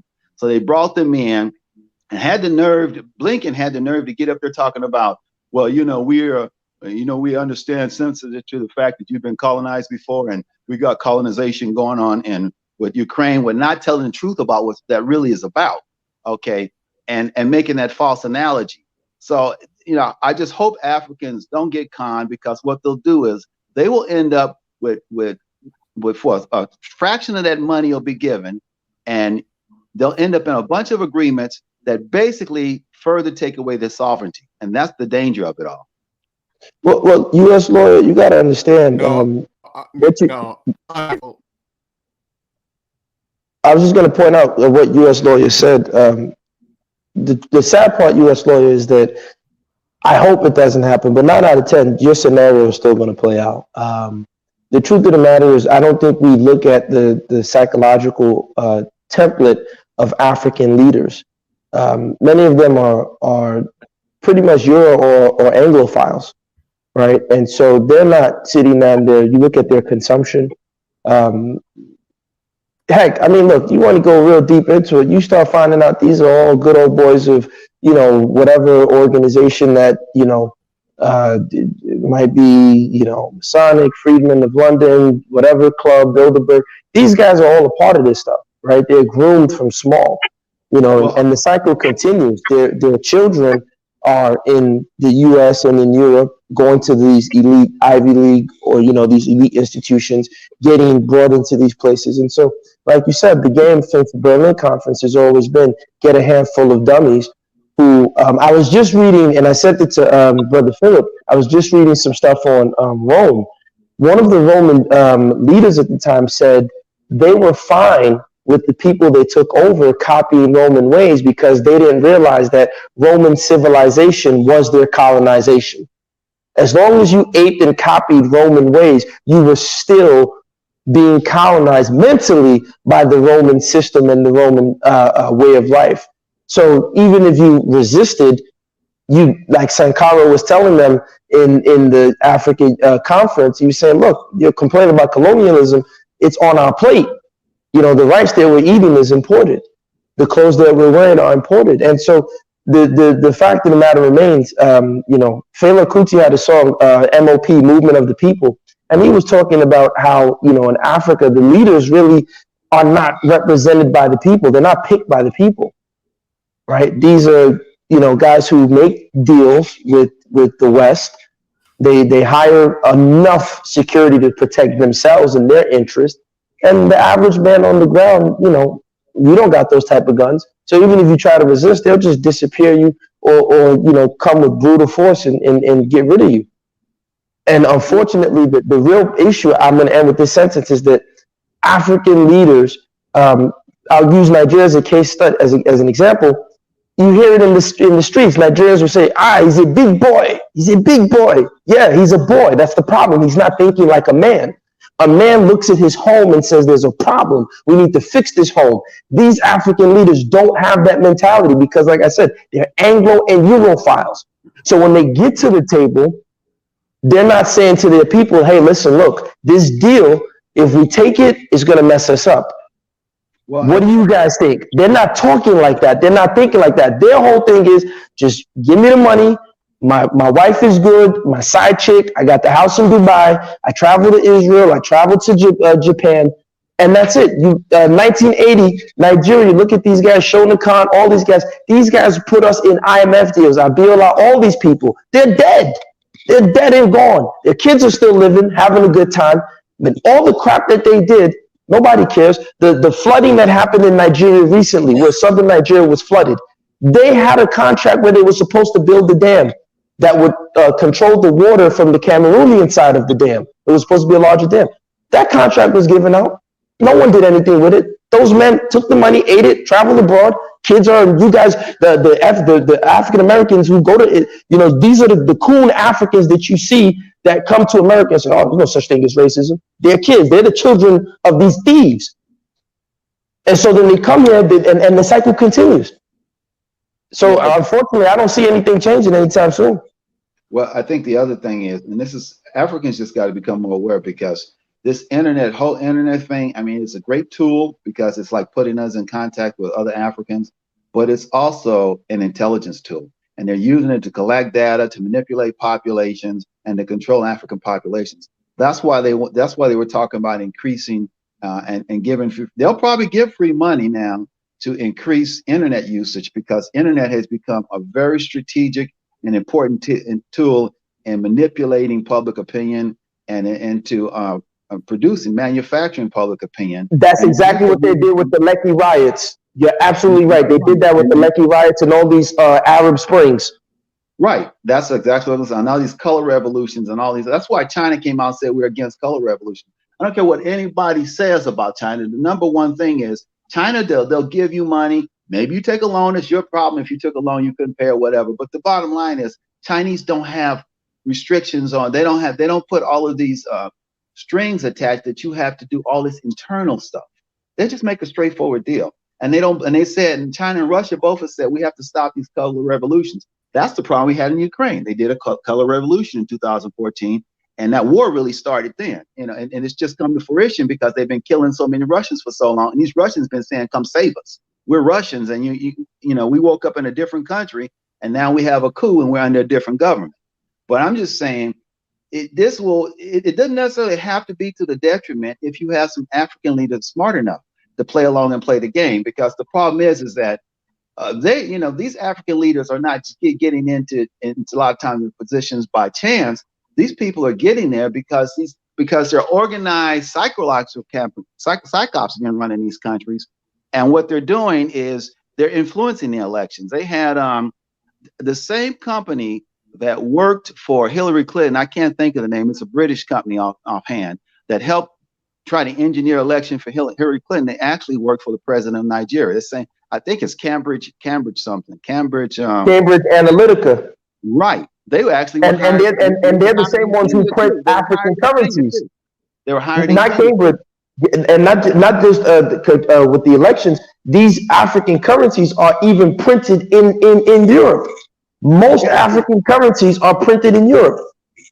So I'm just saying this, but it's not that they can use it, but they have to be very careful. I was very leery about the summit because I was saying I hope this is not going to be an inroad for them to further get a grip, especially at this time, because it's simply not in Africans' interest to not be supporting, even if they have to do it quietly. You know what it's kind of like? It's kind of like the mafia. The mafia goes around and, you have to do business with them. If you don't, you pay a tax. And when the mafia guy comes to your restaurant, you say, hey, Tony, my friend, you give him the best table in the whole bit because Tony's extorting you. Okay.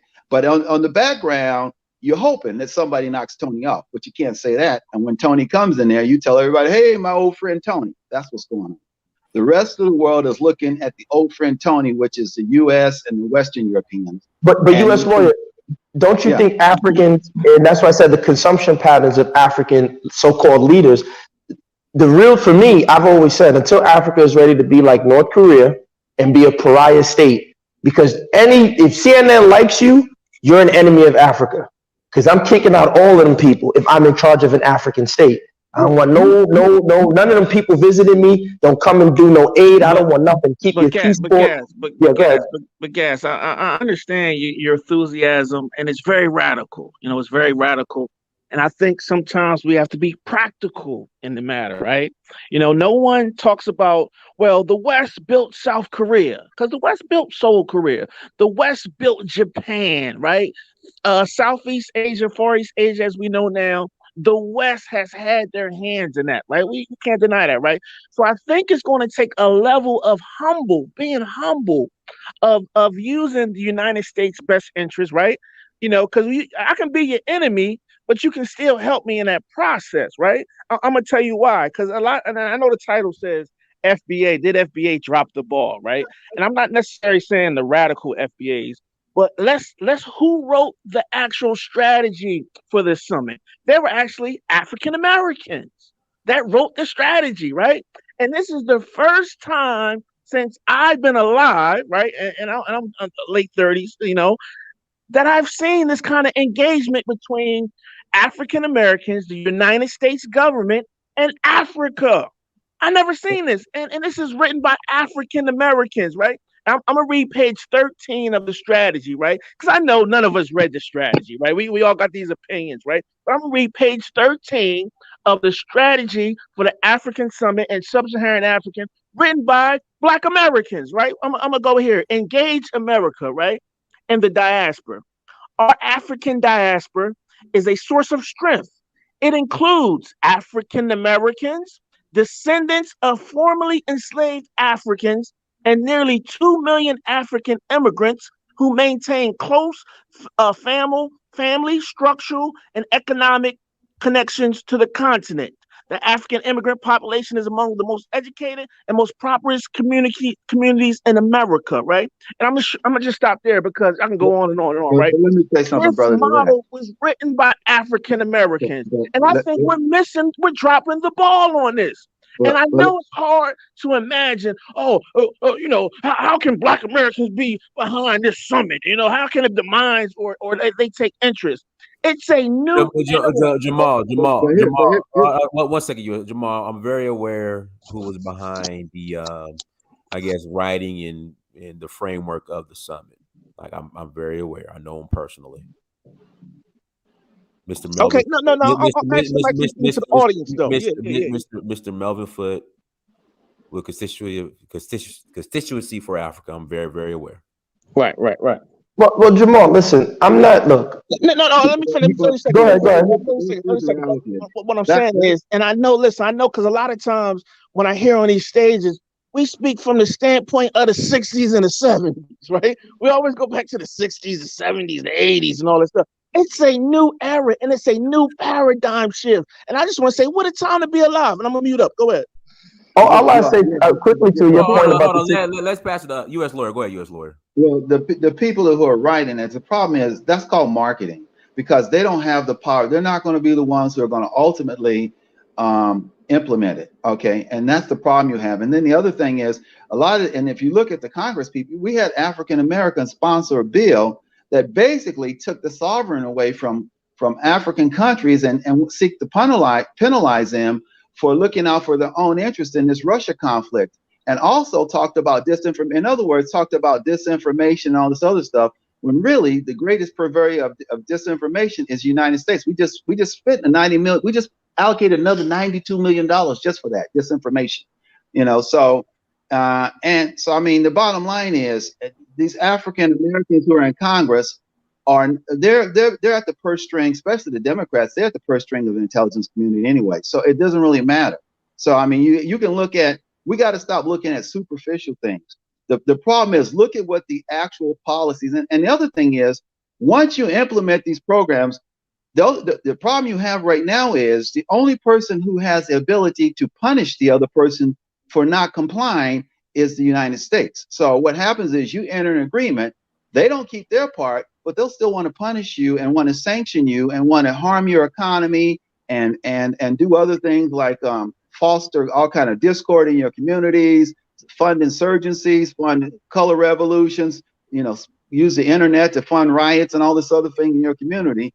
So at this point, Africa would be wise to play along, but be very, very careful about entering any deals with America, and let what's going on this kind of internet, this global stage play out, and start pushing for this multipolar world, because at least in that world, they will have some options and they won't be tied into the system. Right now, the problem is Africans are totally tied into Western financial systems. If you don't do what the West, look at Zimbabwe. If you don't do what the West says, and you got to realize something else. Britain had made an agreement that they were going to pay Zimbabwe for the farmers' land for that. Okay, the problem is Britain broke the agreement. Zimbabwe said they wanted to take the land back. Okay, and then all of a sudden they became a pariah. But Britain never supplied the money that they said they were going to pay for the land. This is the problem. U.S. lawyer, can I stop you for 1 second? Because we talked about some of this yesterday and how we have to restructure the financial relationship between the various regions of Africa. Did you catch that show yesterday? No, I've been busy. Listen, brother, but you may want to take a look at that, because I agree. I co-sign everything that you just said, everything, and Gassim, and to a certain extent, Jamal.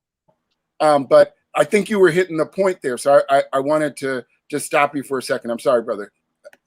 Okay, well, I got to get off and get back to work anyways. But I appreciate talking. And I'm gonna say, you guys keep the good work, because the first thing is that Black people have to hear this. Like, it's kind of like Dinah said, Black people, like if you were doing this show and any kind of scandalous stuff, they'll all tune in for that.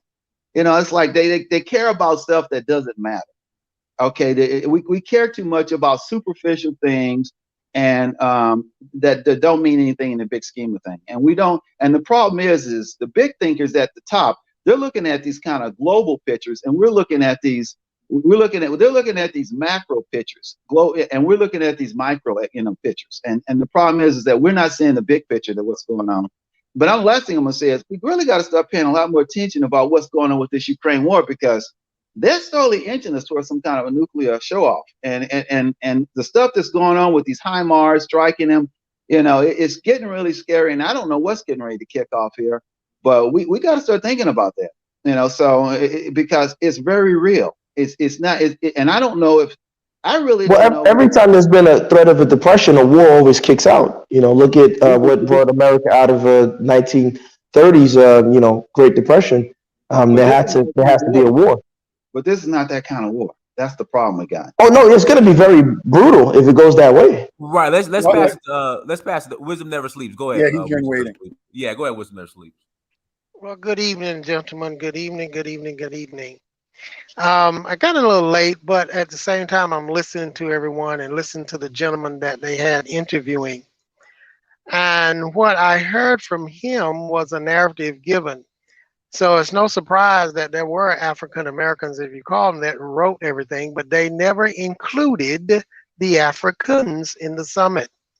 They never included any African person to write anything that they wanted.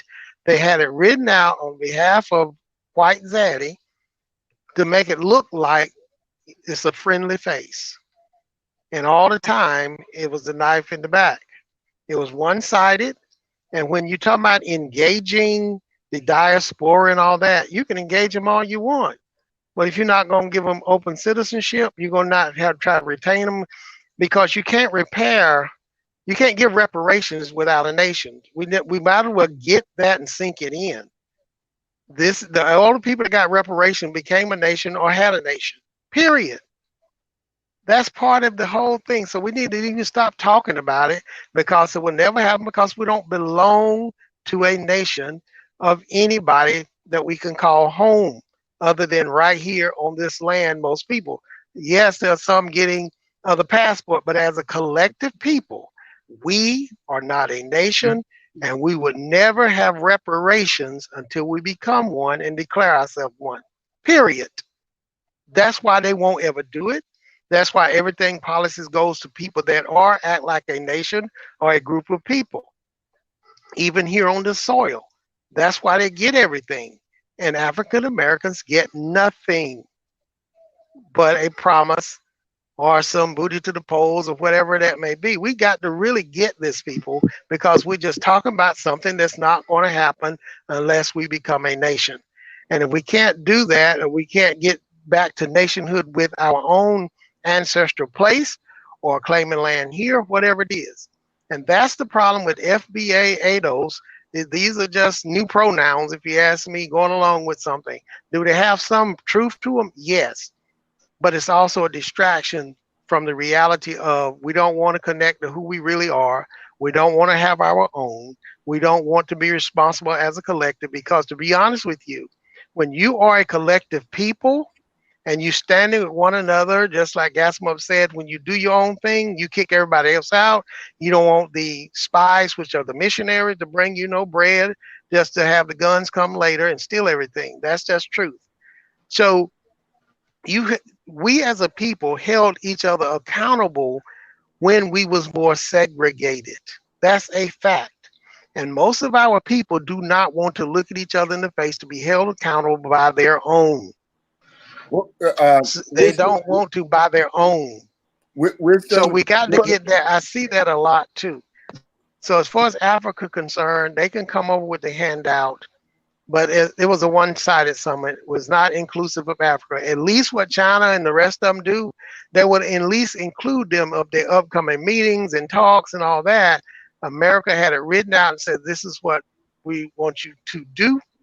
And just like someone said earlier, they have no reprisal if they don't carry out theirs, but they can sanction everything with Africa. Africa and them holds so much minerals and stuff, but they still their own personal greed of leadership will not allow them to say, look, we're going to close up the land, the grounds and everything until we get our people right. We'll be the ones digging. We'll be the one excavating, just like China did. They took all the manufacturing jobs in. We have a young nation in Africa can do the same thing. There's bright minds can do it. Another thing China did was when Google and everybody comes in, you have to give over all your secret everything to them, and they operate the way they want to with your name. Africa can do the same way. They don't. Nobody goes into China all freely, nearly Twitter or nobody else, and just do what they want. Wisdom never speaks or never sleeps. Sorry. That a couple of things. Again, yesterday we did talk about some of the citizenship issues, and specifically I raised the point that you did, that reparations are given at the nation state level. My question to you is, why, for example, nation state, right off the top, you got to talk about Liberia. How do we not include Liberia as part of the Black American experience? It literally was founded by Black Americans. Second is the DNA aspect, which is, look, everyone now can go and do the African ancestry, which, you know, Dynast encourages, and they can take you all the way down to your tribe. If you so choose, you can engage with the countries that show up on your DNA test through a tribal level. And in Sierra Leone, they're giving you the citizenship based on that you are DNA related to a tribe that's indigenously there. Here's your citizenship. So my thing is, why are we looking at not engaging? I agree with you. Look, this American summit they didn't have an agenda list of what the Africans and the Americans wanted to do together. They just came together with the fund and said, hey, let's apply for this and that. By the way, here are the resources we want to extract from you. That's problematic by any stretch. And I think U.S. lawyer engaged this perfectly. I will say this too, that something else that was very smart that U.S. lawyer said, and I think co-signed by Gassamup and Jamar, which was this: the initial deal for those MOUs is not the final deal. And I can tell you from having worked on them that those final deals are really the ones that you have to see. But you need to see the framework from the MOUs, where they're going. What is it that they want? Then you have to have the know-how to say, okay, this particular resource or this particular infrastructure build, what's involved with it? Does it have a feasibility study? Does it require a certain amount of importation of resources? How about the labor? How skilled is it? But my question to you, Wisdom Never Sleeps, is why can't we engage like that? Or are you in favor of that? I'm in favor. I've already done the African ancestry. I've done it where I know what the tribe was. I know 100% on my father's side is Gabon, 97.7% my mother's side is Cameroon. So, and the tribe. So yes, I've done that. The thing is, going about some of these countries that's using the colonial ways of not want to offer citizenship. And so you have to deal with that issue as well. Sierra Leone is doing this thing the right way. The rest of them haven't followed because they're still under colonialized rules and laws that they still uphold. And so they won't ever get their people back. Liberia, yes, it was created there by formerly enslaved people. And so it's a group that's working on that now, trying to get things where it can come together, whether it's a land spot there or just go in with the culture. So a lot of things are working. My point is, but there's a few people doing a few things the right way, but as a collective, that's how we are looked at. That's how our laws are written. That's how things are done as a collective people, not an individual. So that's why I said, until we collectively as a people know where we are bound to, whether it's Liberia, most of them, that whole coast right there are where we are from, that whole coast, if you look at everything. So Dynast has 2 places. I may have 2 places. Most people may have 2 places on their ancestry. But wherever you belong to, we still have to, as a nation, talk as a nation. Just like Africa now, you have 54 countries talking like 54 countries, but they're not talking like one. Well, and that's what we are not doing too in the diaspora and Caribbean. We're not talking as one people. The FBA and ADOS is not talking about as one people. Yeah, they're talking at something, but not one people. But let's look at it like this. When we talk Europe, right, we're not talking about all of Europe, right? We're talking about maybe 3, 4, 5 countries, right? The UK, Germany, Belgium, France, whatever the case would be. With Africa, we may have to do the same thing. Listen, to say we're going to transform the whole of Africa, that's not practical, right? So we should start with a couple countries. Right now, as far as Black Americans that's in Africa, you're too spread out. You got some over in Tanzania, you got some here, some there. We need to get centralized if you want to have real serious change. You got some in Nigeria, some in Ivory Coast, wherever the case may be, right? So you need to get centralized and load up on a country or a town. You know, that's what we need to do first. Another thing too. But Jews are not centralized, sir. No. Jews are not centralized like that, but they are on code and they know who they're from, and they each, even when they disagree, but when it's something that's going to benefit them as a collective people, no matter where they are in the world, they stay on code with the collective. They talk as a collective. They know what it's for. We're not doing that as a collective. It don't matter where you are in Africa. It doesn't matter where you are in the world. But if you know where you belong to, you know what's going to benefit you as a collective people, whether you stay in Tanzania or whether you stay in Hawaii. You still know where you belong, and you know that people you belong to is going to benefit you as a whole people. I just wanted to throw this out here that there is such a thing as visa and citizenship by investment. And I do think that look, you can do it by lineage, but you can also do it by investment, depending on what the policies and laws are of the various countries.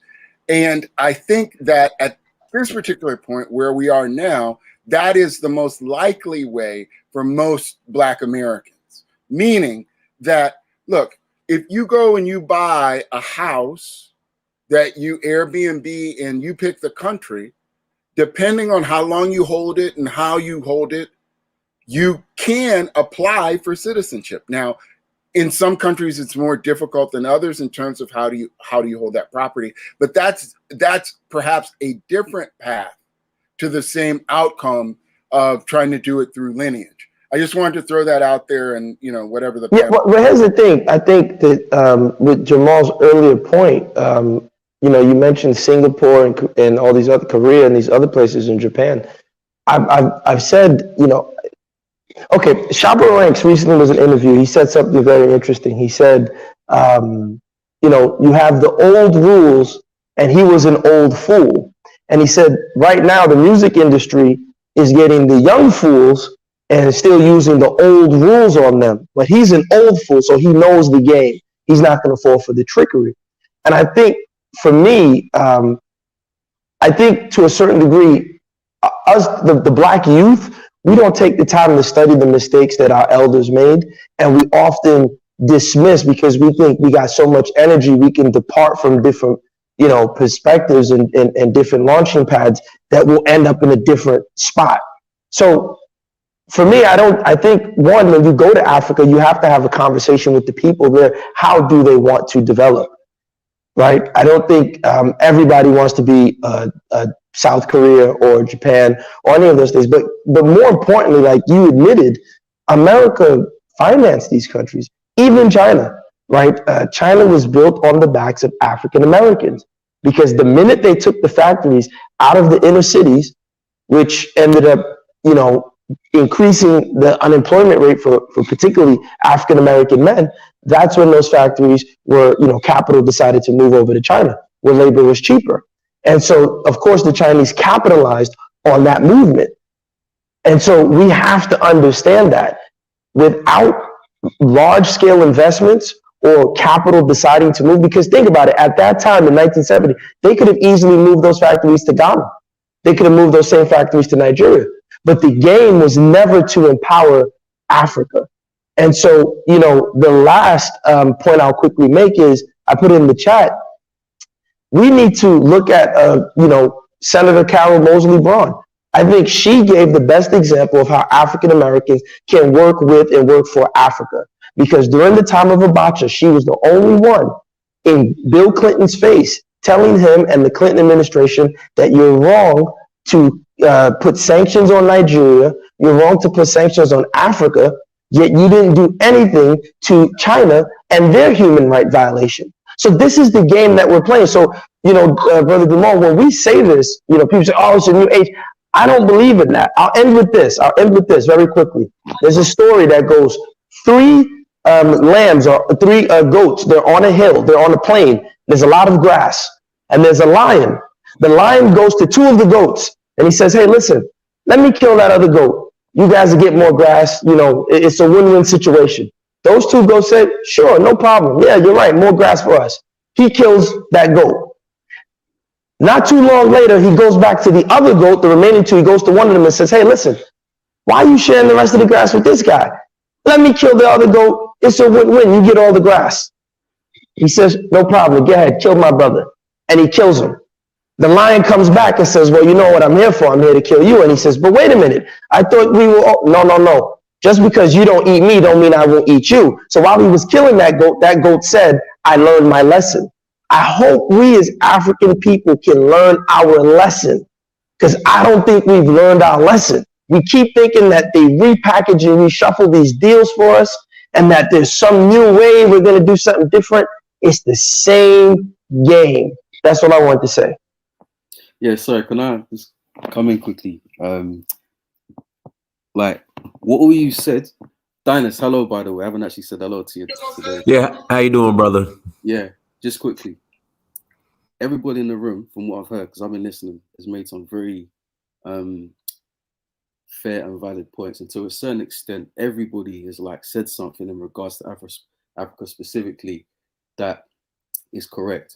Now, being like Ghanaian myself, like born in the UK and that, but I spent a lot of time in Ghana. The thing is, yeah, with regards to the leaders, the thing is this, yeah, you can have a leader that wants to change things and do the right thing. The problem is that the people around him, yeah, in his office, all it takes is for one or two of them to be like, nah, I don't like this guy changing, yeah. I don't like this guy wanting to change things.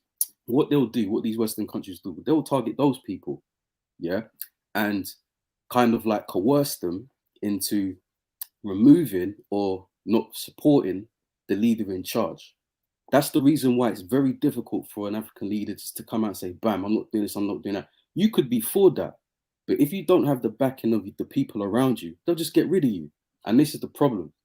Yeah, I tell a lot of people, because I do like business in Ghana. Like my uncle was not this government, but the last government, he was vice president. And I tell people a lot of times, the best thing you can do, yeah, is just let them do what they're doing. Because what you find is that it's a mentality thing with regards to their age. The older generation, I'm talking like, say, above 50, 60, African leaders and that, they've got a certain mindset, yeah? And their mindset, generally across the board, is like, right, this is how we do things. We can't really change it. Whereas the younger generation, such as like myself and the youngers, it's like, we just don't care, innit? We're like, look, we're going to do this whether you do it or not. The problem is that with them being in power, you've kind of got to wait for them to get to a stage where they're no longer in power, where you then get to the stages where you can potentially be in that position. When I hear people say a lot of times, I speak to a lot of Nigerians and stuff about this, and Ghanaians to a certain extent, and they're like, oh yeah, the leaders. And I'm like, listen, yeah, you can't specifically do anything about the leaders. We know how the game's played. What you guys said there is true. Basically, a lot of these leaders that you're seeing in power in Africa, they were given European educations. They studied in Europe or in America. Then they go back. They've had their backs rubbed. They've been promised certain things by the West. Then they go in and then they manage to get into power position. It was all planned prior. So when they're talking a lot of times, I don't really pay attention to what they're saying because I know what they're going to do. Yeah. The idea is, I keep telling people is, especially with Africans, don't rely on the government. Do what you're doing on your level. Yeah. Make a connection with the people and start being an example in what you do. The people look at you like, right, this person, they're actually trying to help. Then they'll be more likely to understand that you don't need the government to do everything. Now, you've got a lot of people from the diaspora that actually go into Africa, and some of them are being successful. So it shows you it can be done. You don't, it's not like, I understand the concept of like, yeah, okay, yeah, you need stabilization here, you need stabilization there, you need infrastructure. I get all of that. But the reality situation is that's not going to come from just clicking your fingers. That's going to take time. But that doesn't mean that you can't be successful if you know the right people and you're able to get your thing going. There's a lot of people. Max, I agree with you, but let me ask you a quick question. Yeah, go ahead, bro. Quick question. You know, Gokada was in Nigeria, and I agree. We do. There was a company called Gokada. I'm sure Dynas remembers them, and Two Niger might remember them. There was Gokada in Nigeria. Funny enough, one of the founders, he actually was killed in New York City. I don't know. That seems a little funny how he got killed, but that's another conversation. There are entrepreneurs every day who are doing business. Do you know what the Lagos state government did? They completely banned his business. Yeah, you know, so I'm not saying that you're wrong about entrepreneurship, but I do want us to understand that if they see you're doing something so good, what's to stop them from just using legislation to ban you out of existence? Yeah, let me respond to that. This is the thing, and it ties into what, because I'm just talking from experience. Because like what I do basically is I do properties. So what I do is help develop low-cost housing for local people. That's not like my overall goal, but it's something I'm doing at the moment just to give back to the people, just to show them like, listen, I've come, I'm looking out for you in it. In regards to what you're saying, the thing is this, and it ties into what some people are saying here. You see, the thing about Africa, yeah, is Africa's a continent. I'm just going to break it down for you guys like in real terms, innit? Because there's different countries, they don't all think the same. You got the north, you got the east, and you got the south, yeah? The East Coast, for instance, they're very Arabized in how they do things. So they've got a lot of alignments with the Arab territories above them. So when you're trying to talk to them, and you're on the West Coast and you're trying to tell them, yeah, we should do this. It's all good them saying like, yeah. But you got to remember, geographically, they're closer to the Arab states than they are to you. So when you're trying to work with them, the Arab states could be telling them whatever. You see what I'm saying? It's like when they have the African Union meetings. Half of them North African. Wait, Max, you didn't answer the question. All they care about is the war in the Middle East. They don't No, but Max, you didn't answer my question. I'm saying if you're an entrepreneur in Africa and you're successful, how do you contend with an African government banning you out of existence? Yeah, this is the thing, yeah? I'm just going to be honest. You see the thing with like Ghana and Nigeria, yeah? They're similar, but they're different. In Ghana, it's a bit easier for me. I'm not going to lie. The reason why it's easier for me is because like I've got like family ties, like my mum's family, my dad's family, they're major players in that region. So I've got a lot of support from the local people in that region anyway, in Accra. Do you get what I'm saying? But the thing is, it's like, all you can do is what you can do. There's never like a guarantee 100% in what you do. But my thing is, I don't really care what happens to me, to be honest, yeah? At the end of the day, I'm going to do what I need to do for my people. All I need to do is leave something, a legacy for them. Just show the people that, right, you know what, this person isn't trying to like manipulate us or whatever. This person is actually here trying to help us. In them seeing you do that, in them seeing you riding for them on a day-to-day basis, yeah, they'll ride for you. So it doesn't become easy, not in Ghana anyway, for some just to come along and say like, yeah, I'm going to do this, I'm going to do that to that person because that person's helping. That's where it's different to Nigeria. Nigeria is like, boy, it's a different kettle of fish. But the mindset of Ghanaians, yeah, is they're more like, they just want to see people helping and they're more laid back compared to like Nigeria, where you know how Nigerians are, innit? Like, I love Nigeria, but you know how hard it is to get through to them and they're very like cutthroat. Ghana, it's not necessarily the case like that. That's the reason why you have so many people going back. The people there are more mellowed out. But in relation to what you're saying, there's no guarantee for anything. But my thing is, it comes down to what, like, whether you have fear or not. My thing is very simple, innit? I've traveled quite a few countries and I know that my home is in Africa, end of, and I'm going to do what I can by helping the people. Whatever happens to me outside of that happens, but at least in me helping people, whatever happens to me, people are going to see the fruits of what I've done for them. That's all you can do. It's not really for any one person to try and take on everything, because this thing right here, yeah, it's going to take time. It's going to take years. We may not even be around to see the benefits of what we've done, but it's about laying the foundations. I can't speak for everybody, but I personally don't have that fear. Like, I've survived gunshots in the UK. So like, for me, it's like, it can't get any worse, innit? But that's not going to stop me trying to help the people by what I'm doing. That's all you can do. If everybody just does a little, you can make a change where the government will have to like take notice to what you're doing. And like someone mentioned before in regards to like the power of the internet and stuff like that, it's a lot more difficult to hide things nowadays. You see what I'm saying? Because you can be filming stuff as it's happening. So that puts pressure on people that may want to do A, B, and C to you when you're trying to help people. All you can do is just like show love and help people. Whatever comes out of it, comes out of it. But if you've got that mindset, yeah, things will generally start to align. Do you know what I mean? All you can do is your piece. You can't do nothing else. And I feel that's what people should look at more. This whole thing with like the summit and the leaders, they're going to do what they do. Do you see what I'm saying? Now, I see both sides of the story. I see the benefits of working with like, taking on the deal. But I also, at the same time, I also see the benefits of not taking on the deal. So some countries in Africa have gone with it, some haven't. And I see both sides. And my personal thing is, I'm like just setting up what I'm setting up and doing what I'm seeing for when certain things happen. Do you know what I mean? Russia's doing what they're doing in Africa and China. And I don't blame them, because we all know this whole US, it's a ploy, in it. They don't give a shit. That's the reality situation. They don't care. They're just there because they're doing what they're doing now, because they're seeing that they're getting left behind. What I noticed though is like, because like from the time I've spent in America, what I've noticed, and it's strange, but in terms of all the people that I've met over the world, Black Americans seem to be the ones that travel the least. And because of that, their mindset of how things work on the international stage they don't get it. It's like you can't like take national politics and national mindsets and apply them to the international world. It don't work like that. Do you get what I'm saying? There's a different way of thinking and there's a different way of how people move. And you got to understand that in order to understand why certain countries do what they do. When you start traveling and start seeing things more, then certain things start to make sense. So with regards to Africa, they're not all going to agree on, I'm going to tell you guys now, they're not all going to agree on one thing. some countries, because of like the political issues and the cultural issues, are going to have a different view of what to do as compared to other countries. They're not like it's a continent and in different countries. It's not like it's one country. You know, that's the reality of what's happened with there being 54 whatever countries. So they're not all going to do the same thing, and I don't blame them for that.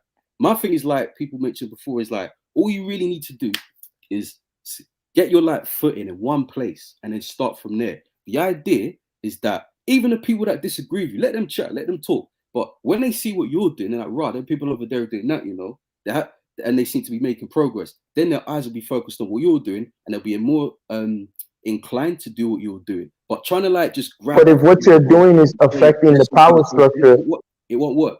So if what you're doing is affecting the power structures, they will come after you.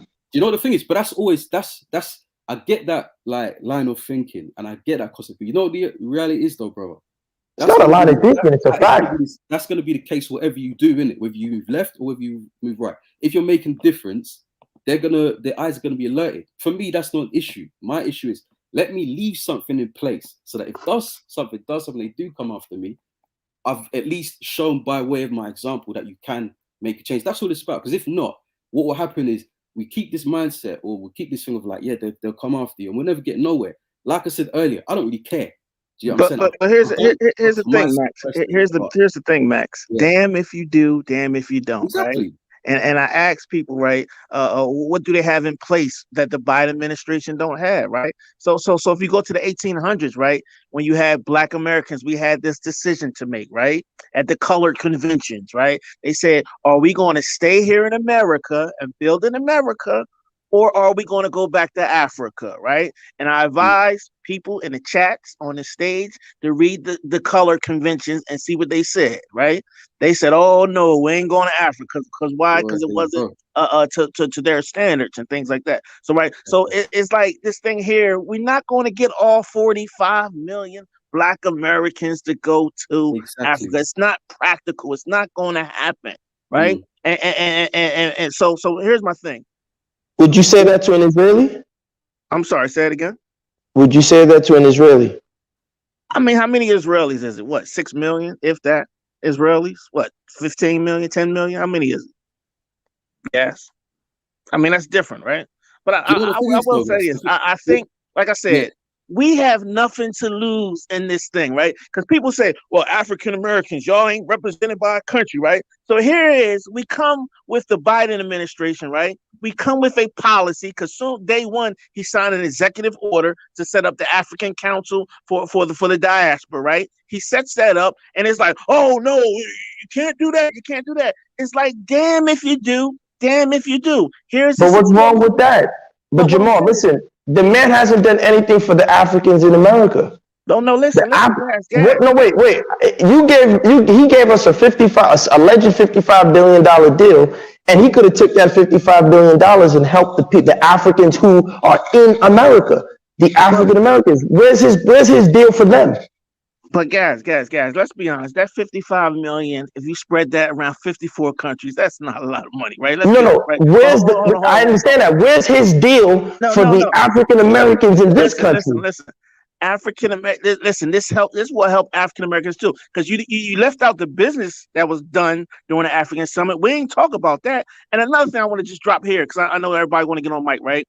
Moose 70 dropped the whole bomb in this whole thing, right? You know what he said? He got on stage and said, Africa is underpopulated. That was the bomb of the whole summit. He said, we don't have enough people in Africa. So this whole idea, because I know. And why would he announce that? Hold on. Because I hear when some Africans say, oh, African Americans, they come to Africa. It's plenty of space. It's abundance in Africa, you know? And I think Museveni dropped the bomb, but I'm going to mute back up. But go ahead. But Jamal, here's the thing. Why? First off, I don't know why he would even say that. That's an intelligence information he shouldn't have said. He's retarded. But here's the real thing. He was on point. Why on earth, he's retarded for saying that, but here's the thing. Why on earth have these people not done anything for the African Americans who are taxpayers, who deserve it? The unemployment rate for Black males is in double digits. The underemployment rate is in double digits. The Federal Reserve came out with a document that said that Black males have been in a 30-year depression economically. It is a fact. They said they're projecting by 2050, black net worth would be zero in this country. And they haven't done anything for them, and you coming to, how am I, you're not convincing me. You haven't done anything with the Africans in front of you, but you want to come and help the Africans over there? Gas. You sound, if I didn't know no better, right? You sound like a reparationist, right? Because that's just the numbers they talk, right? Oh, black. What's wrong with reparations? That number is not in context, right? Blacks but what's wrong with reparations? I'll be honest with you. Blacks, actually, the African American really don't need to go anywhere else but build here. But that's a whole nother story. But the point is this, Gas. You're sounding like an ADOS guy because he's the same numbers they produce. But that's a fact. The truth of the matter is, economically speaking, black people are not. There's no. Listen, if you want, go and check out Dr. Jared Ball.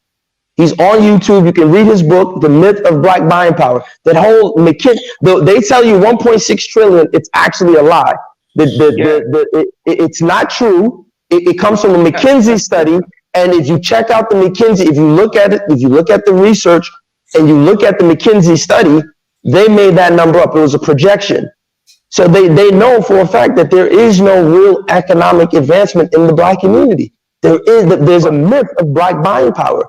And so what I'm saying is that this is an administration that has done nothing for the Africans in America, yet all of a sudden I'm supposed to be, as an African, smiling and happy. No, give these African Americans their reparations, make sure they get these jobs, make sure they get them federal contracts, and then you can come and talk business with me as an African. Let me add something to this, please. Greetings to everyone on the panel and chat and viewers. From what I can gather, anyway, whatever they fought Africans is nothing. It's just trinkets. Really, it doesn't amount to much. And all they are doing is trying to compete with China. So that is the Russians. You know, America never does anything when they don't need something from you. They are hoping that if they do this, they will use it to corral African leaders.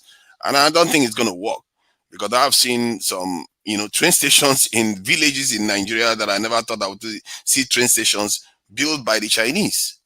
And the Americans are still twiddling their thumbs, thinking that they are going to outsmart Africans one way or the other on this one.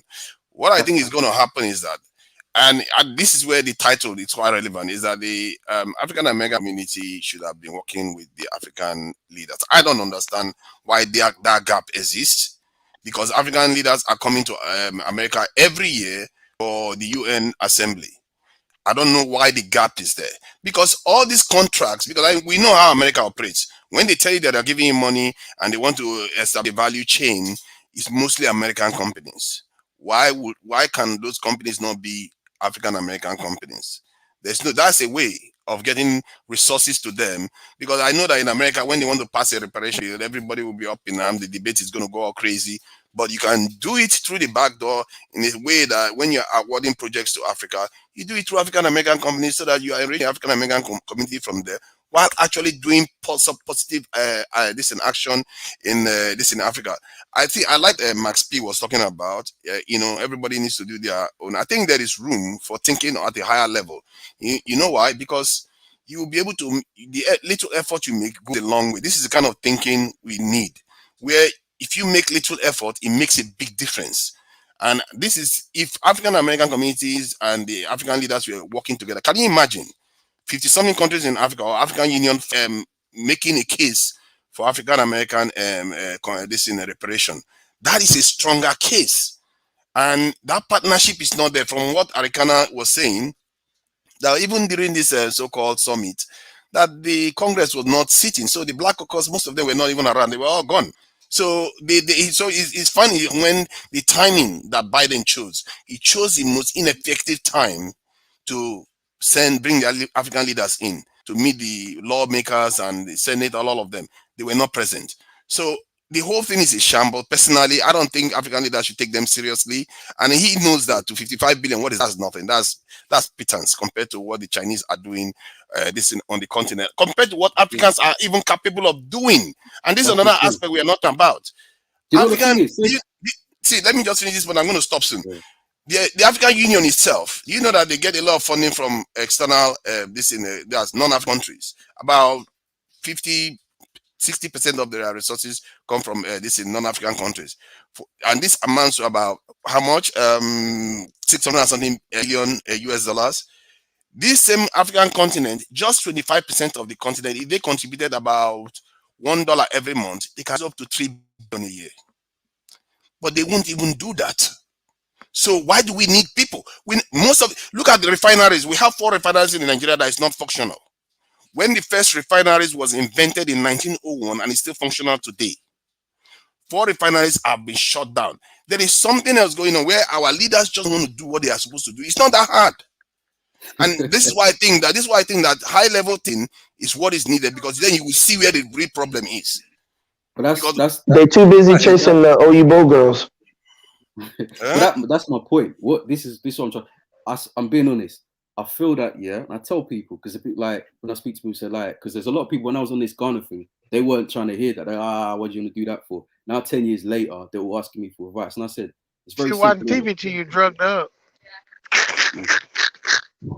You just got to kind of just do what you're doing. Like, these leaders are gonna do what they're gonna do. So when I know, but she finally got her psych meds and stuff, and it calms her mind a little bit. He off his mic. Dennis, you got to mute the mic. Who's mic? My mic's muted. Who's mic? Wisdom. Oh, he muted. Yeah. No, I was just saying they're gonna do what they're doing. So you kind of got to say, okay, bam. You have like a plan A and a plan B. If they do the right thing, cool. If they don't, you still got a contingency plan in place. It's all about having contingency plans. I don't really look at what they're doing. Like, even if they take the deals, whatever in it, like you said, the money's not going to go to the people that need it anyway. But the thing is, in regards to, like, say, the repatriation effort, yeah, like this whole thing about, okay, where the Black Americans, why aren't they getting their repatriations? This thing that they're doing with Africa is not to help Africa. It's another trick. It's because they're getting left out. Russia's doing certain things in Africa, and China is as well. So now they're fumbling about thinking, what can we do to get our power back? That's what it's about. It's not about helping them, doing business with them, anyone in Africa or anything like that. So when you look at it like that, then it comes the case of, wow, they don't respect people, Black Americans, they don't respect Africans either. So that's the thing. But Max, if you say we can't, it's a gesture of goodwill, and it's another trick, it's another ploy. So, but Max, if you say we don't, and this is where I agree with Tunaji, even though we disagree on a lot of issues, but I agree with him 1,000% on this, and that's why I actually supported Sani Abacha. If you say we shouldn't worry about what these people are doing politically, we run into a Sierra Leone. Yeah, but where they come and people in villages are forced, they get their hands chopped off to go and mine.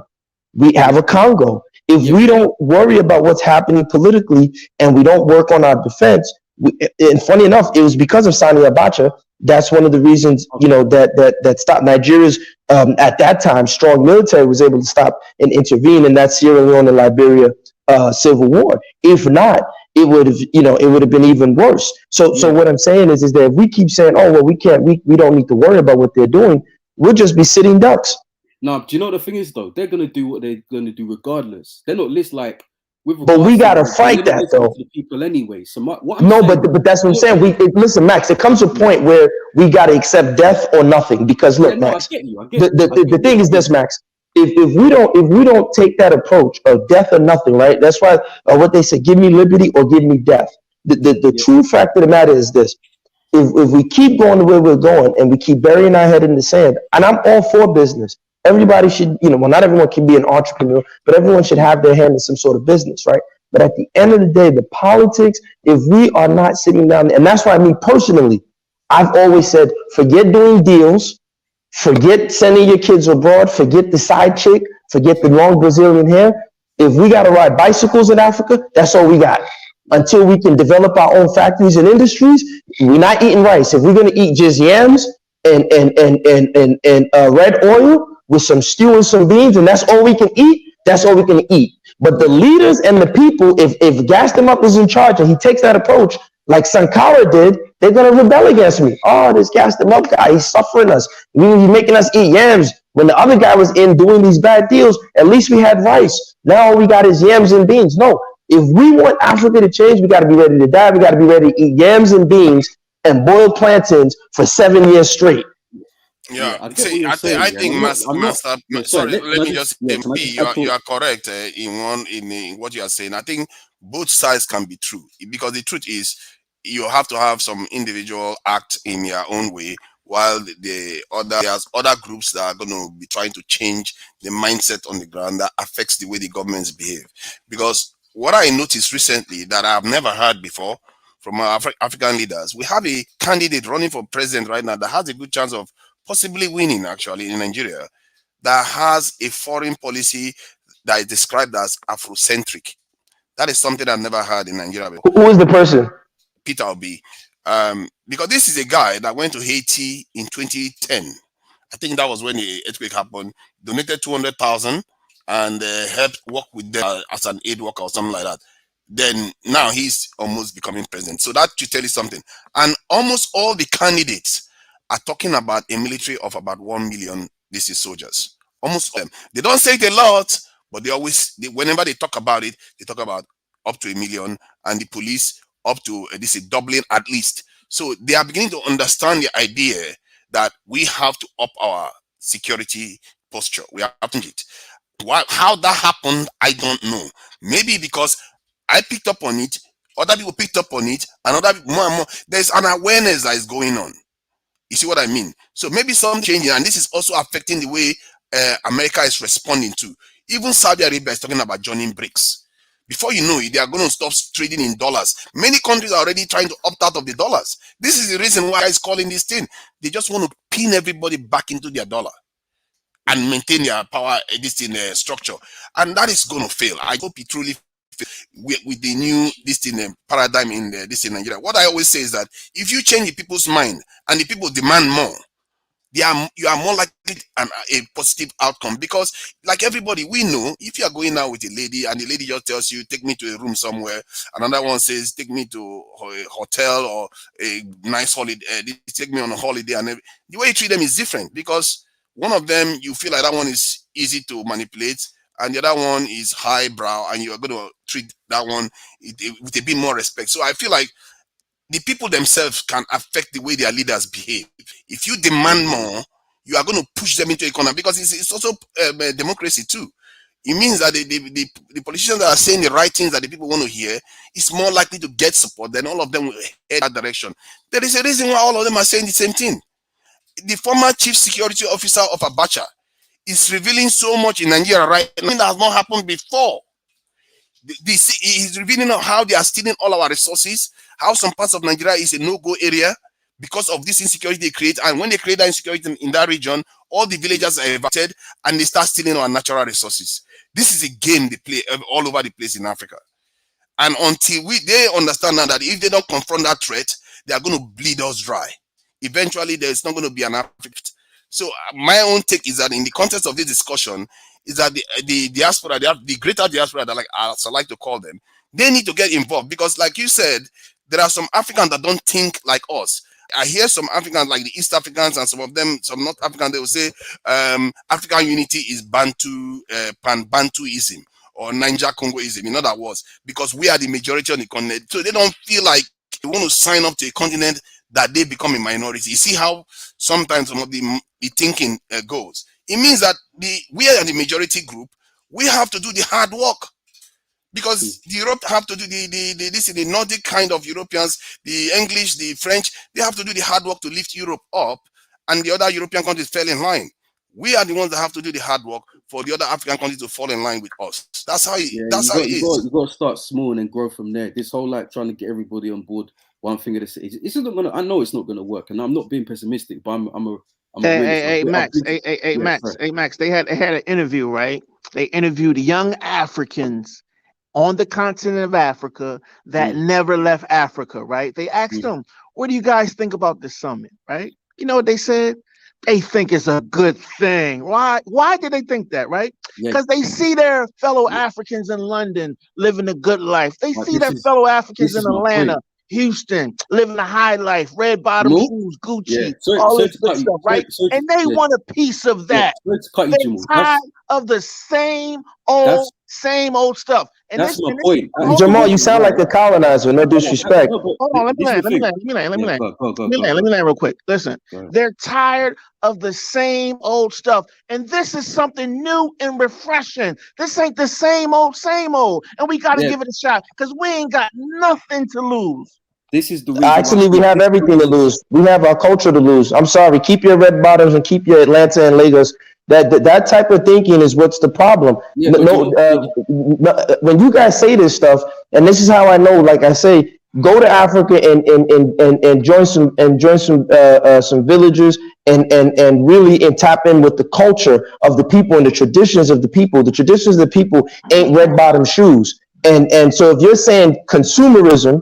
If basically that's what you're saying, that I should sign a deal that transfers my mineral wealth to a bunch of criminals for the next 40 years so I can get some red bottoms and have an iPad, that's the problem with Africa today. And you're right. The African, you're right. The African, I don't have anything in the States. You're right, though. The African youth of today, because they watch the internet, they're being misled and brainwashed. And that's what U.S. lawyer was talking about. They're being misled and brainwashed by people into thinking that America, you guys aren't telling them the truth. As it show them the red bottoms and show them the police shooting black people dead. Show them the police, the guy in the grocery store shooting our people dead. Don't just show them the red bottoms and the P. Diddy party. Show them Offset getting murdered. Show them the good and the bad of the nonsense that goes on in America. Don't just pick and choose what we want to show them. Yeah, but that don't happen to most black people. I had to confront a lot of Nigerians when they just come and start saying, "Oh, America is all good, the West is all." I was like, 40,000 people dying every year. You don't call that one out, but you're here talking about how good it is. Fix your own country. But Nigel, let's be honest. Most blacks are not going to get killed in America, right? Let's be honest. It's a certain segment, and we have to call it out. But to sit here and say that life in America is bad and doom and gloom, this is where I give pushback, and this is where I say some Pan-Africans, not all. Some Pan-Africans, they romanticize and they use escapism, right, to get out of these situations. But not all blacks are going through this. Most blacks ain't even thinking about this stuff. 40,000 every year amounts to something. If by the time 40,000 dies this year, 40,000 next year, by the time you 10 years, how many do you think has died? I don't know what America this guy lives in. I don't know what America he lives in. I'm just saying, most blacks will never get gunned down in America. That is a fact. That's a fact. Connected to people that have died. Y'all know that. But here's the thing. I don't know what you're talking about. I don't know what America you live in. Nigel, here's the thing. What the problem is, right? When we talk about blacks in America, some of us, not all of us, some try to put us down to the lowest common denominator, right? We never talk about the HBCUs that all these millions of blacks attend, right? We never talk about these wonderful black communities like in Maryland, places, Loretta Heights, California, places in Georgia. We never talk about the black success. We always narrow it down to the guy. But no one was talking about black negativity. No one was talking about that. No, Jamal, no one was doing that. Hold on, guys. I'm gonna here 30 seconds.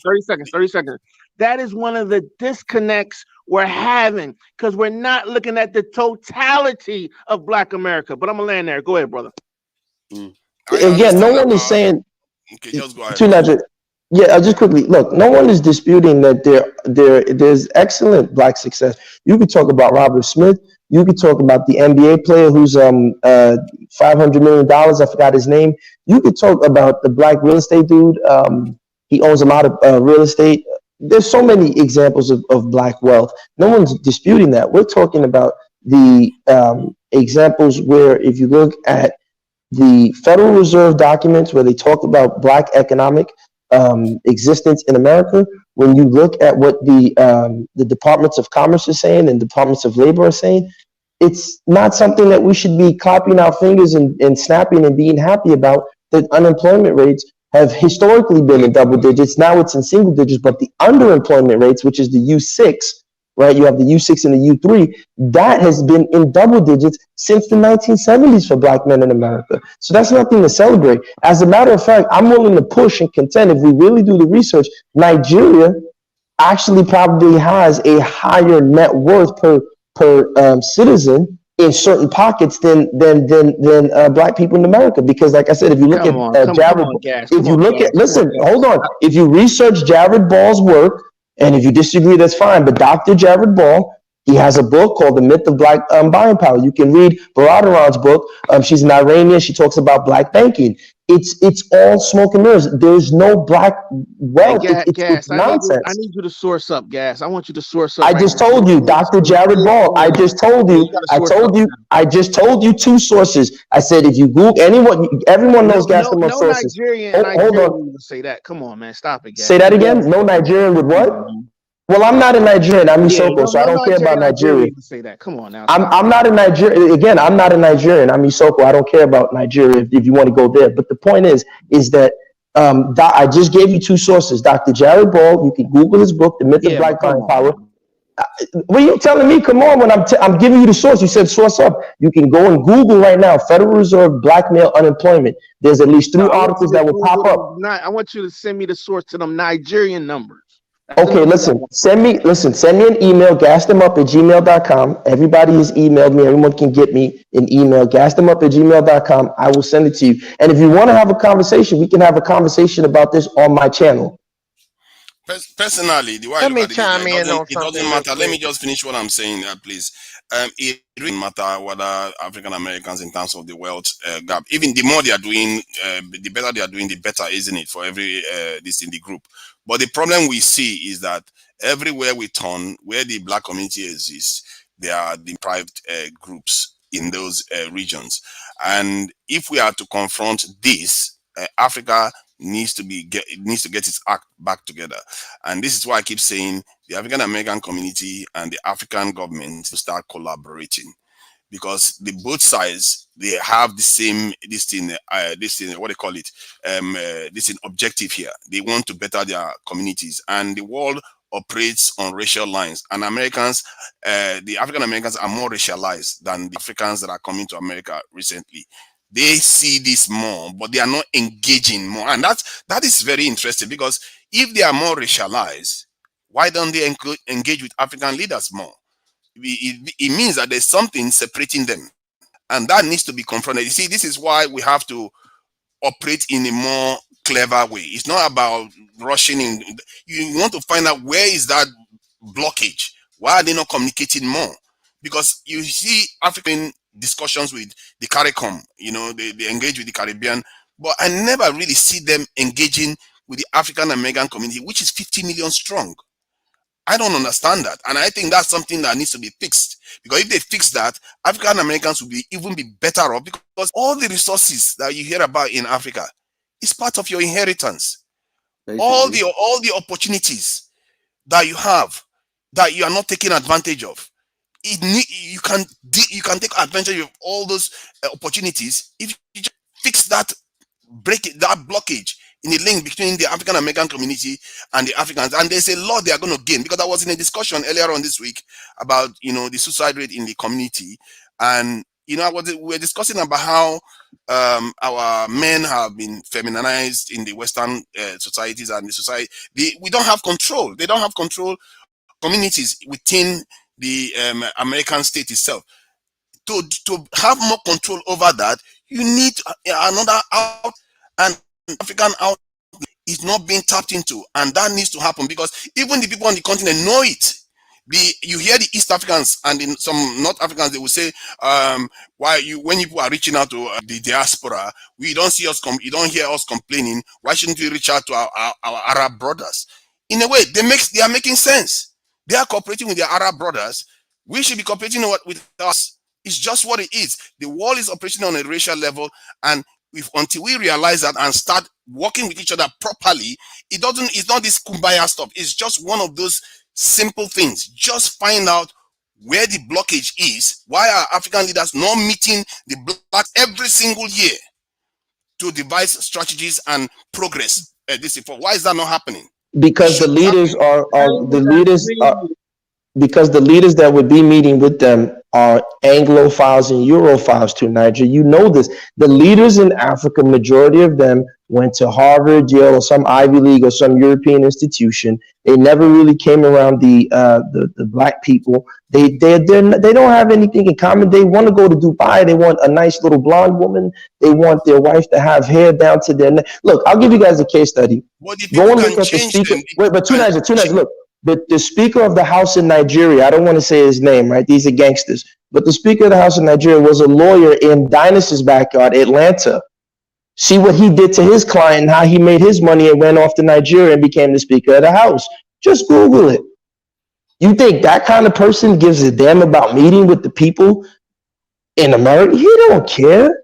He just want to make some money, make sure his kids go to the same Ivy League. He's down with whatever, organization he's down with. Wink, wink. Pyramid in the eye in the pyramid. These people, this is what they are part of, Tulaja. So they're never going to change. That's why we have to sit there and say, look, either it's liberty or death. I think the way you are saying that they're not going. It's not inevitable. The people change. The leaders will change. Sorry, go ahead. Hey, Tulaja, go ahead. Was never sleeps. In listening to Jamal, listen to Gassam Up and everybody, and to Naja, you must admit what Jamal is speaking from when he's talking about everybody black won't get shot and everybody's not doing bad. You're talking from the individual mindset, so you can always pick out individual examples. When Gassam Up is responding, he's talking about from a collective body of people. So that's why he can give you the good and the bad or not so good. Amen. So we must come with all of the full picture of us as a collective people. And until you get that, your arguments will always be in vain. It will always be self-serving. Hallelujah. It will always be self-serving. So that's the problem that I'm hearing. And so even with Tunaja talking about leaders stepping out, if your leader was always put in place by your open enemy, he or she gonna serve the open enemy, period. No matter what you say about them, they just gonna look like you, but they're gonna serve the people that put them in place. And it's such thing is called white people's black people. And that's what most people have become, that's writing things, standing out in front.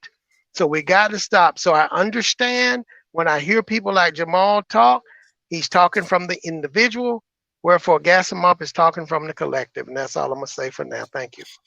There's a strong argument against what he said. Like I said though, when you say, oh, African Americans, they don't have no political representation. The moment we do, I go on I hear all these YouTubes, oh, this is just blackface, speaking for the white man and all this. But it's not like that. This is a new era. We got to stop using those 1970, 1960 talking points.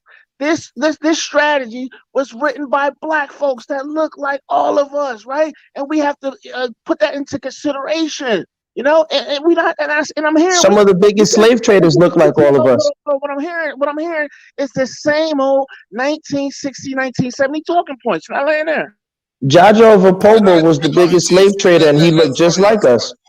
Can I say something? I think it doesn't matter whether you just have to keep coming out. If you feel like you have something to offer, keep coming out. When you make this and achieve any results, people will follow you. The idea that leaders can just do whatever they like without the people, I think is a little bit misplaced, because I've seen that happen in the context of Nigeria. This is one of the reasons why I engaged with Nigeria this time, because I wanted to see whether something has changed and what actually do. See, I've had Nigerian leaders making arguments today that why can't we increase our military size? That after all, we were able to do it from around 6,000 to 250,000 in 1 year. This is something that they never talked about before. Because the people now begin to realize, I think when the African American community says, we want a change here, if you are not representing us, get out of the way. If the leaders will pick up on it and start doing the right things too. Because if the leaders are not doing the right thing, you find that over time, they will remove all the ones that are not doing the right thing till the right ones come in. The ones that are there right now, they know the African American community care too much about Africa. That is the reason why they are doing what they are doing. If they find out that the mass of the African American population is beginning to change and they begin to realize that, okay, they have a massive inheritance on the continent and they need to move in that direction, you see that stuff change. And I've seen that happen. So I don't buy this idea that leaders are just going to do whatever they like, no matter who put them in office, just because of who puts them in office. Because the truth is, if people change, you can't force them to follow you. You can't force somebody that is a Christian to turn to a Muslim because you are just their leader. Why do you think that is? It's because their mind has already made up. They have their mind that that's what they want. You can't lead them to change them to a different religion.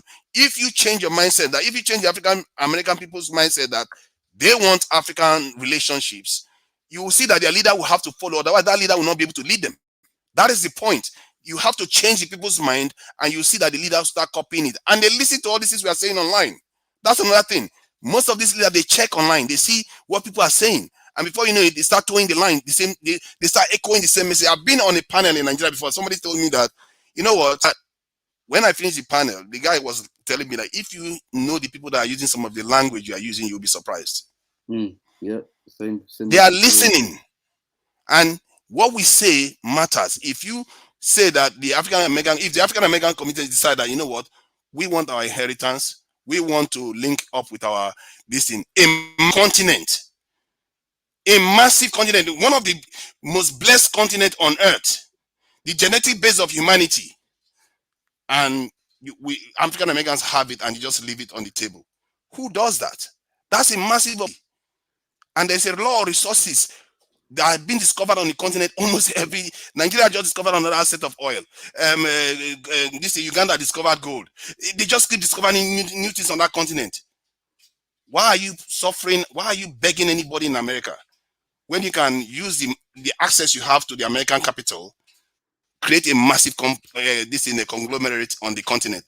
I know of a few African Americans that have actually done it. There's this lady that talked about creating a 7-figure companies with American credit rating or credit score.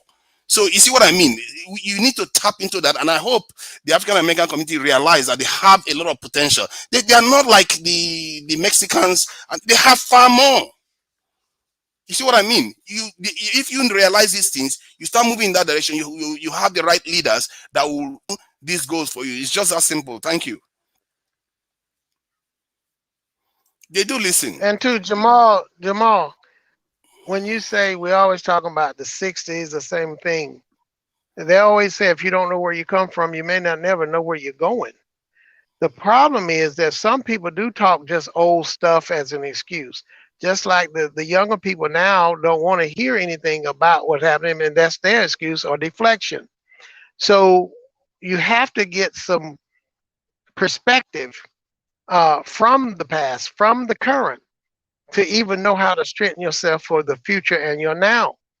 So to dismiss everyone to say everybody's always talking about old dialogue, maybe it's because some of the old dialogue never got resolved, and they sharing it with you, the new young, the new hype, the new hip, the new strong, the new visionaries. So maybe you can adjust, take what they know and what they experience and what they was hoping for you to add that to what your vision of the people are and carry it on and say, oh, I see where the mistake was made. Oh, right now, the game is not changed. It's just the players and the way they present the game, but we're in living time the way that game is played.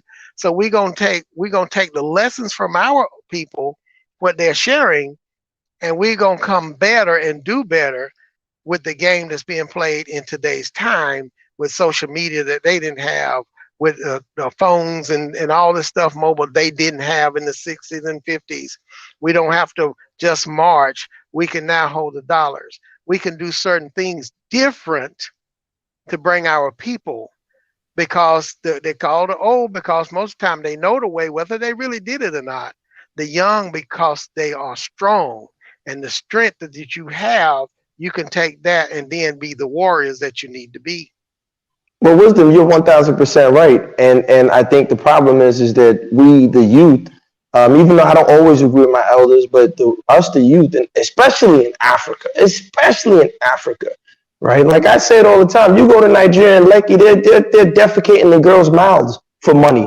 These are Benin women are leaving Benin, proud people, with a history and running to Italy to be prostitutes.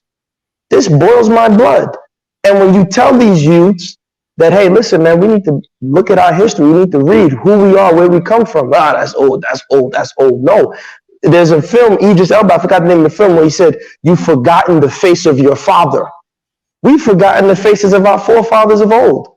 We don't want to look at and like you said, they saw certain things and we're dismissing it because we think we got the energy. But the energy, you know, the same youthful Nigerians, you put them in a room, in a Bilderberg room, they'll sign the same deals that's going to screw them over. I'll end with this. Steve Rifkin, who's he was on Vlad TV, if I'm not mistaken, it was him. He said the deal he gave, because he looked in the archives of his father's vault or something. He said the exact same deal he gave Akon was the same deal his father gave James Brown. Wow. And we talking about the old people. The same deal his father gave James Brown, he gave to Akon. Right. But see, that requires a continuity between generations. And this is what wisdom's talking about. We're following the fathers of old, like, you know, looking to ancient history. We're talking about just the older generations. I'm considered in the older generation now. And from what I've been seeing, and it could be a very narrow view, is the conversation is coming from the young folks is that Pan-Africanism didn't work, you know, and as they begin to really understand what it is, and they begin to, you know, hear from intergenerations, like even my own, there's a sister who was 75 that was talking in some of the social media spaces that I go and frequent. And she corrected, I was telling these young folks, because everybody's saying Jesse Jackson created African-American, you know, in 1987 or whatever it was. And so I remember as a young college kid that, no, it was started by our generation that we, you know, but this sister who was 75 said, no, it was started back in, you know, and she gave the history. I mean, she gave like really history and the evidence, specific evidence that I didn't even know about. But had she not been in a space, I would not even known that because, you know, you don't know everything. So I'm saying that that's part of it, you know, having that intergenerational connection. But the other thing I was talking about that's really complex and nuanced is the whole thing of why African Americans aren't really looking to Africa as investment, you know, like why we aren't looking at that as an attractive thing.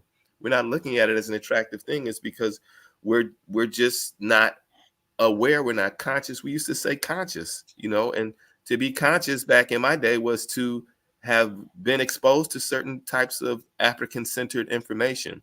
So I have to put my shout out for Black studies, and what the purpose of Black studies is to educate us about history, about our politics, about psychology, about science, but from an African perspective, because when you have that type of education, then you begin to see the world from a different place, a world that favors you and that gives you tools to correct the wrongs and to fight a better fight.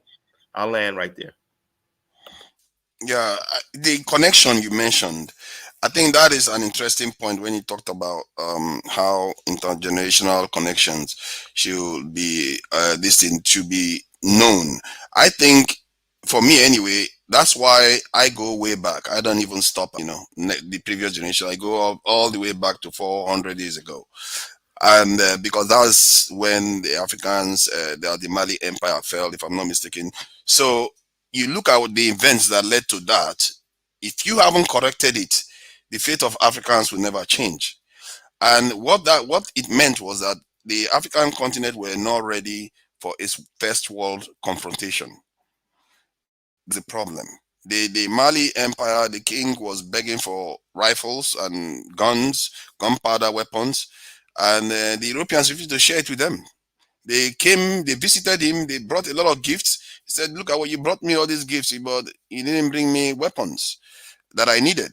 And they said, ta, and that was the fall of this in the Mali kingdom. And 100 years later, the Songhai Empire rose and was completely decimated by the Moroccans with gunpowder, with cannons, I mean, because they still never learned how to make guns.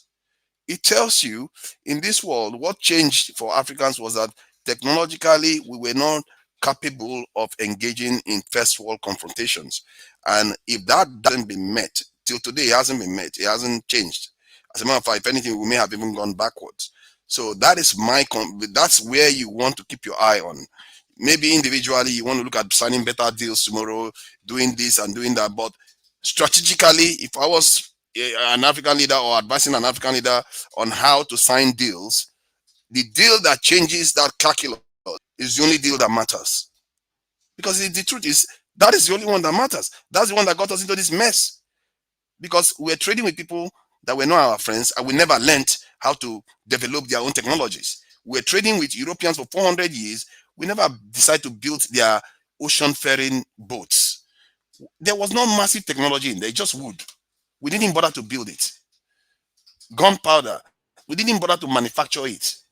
Why? Right, but you know now what it is. So now the game has been the colonial game that's still in play has been to deal with our minds, to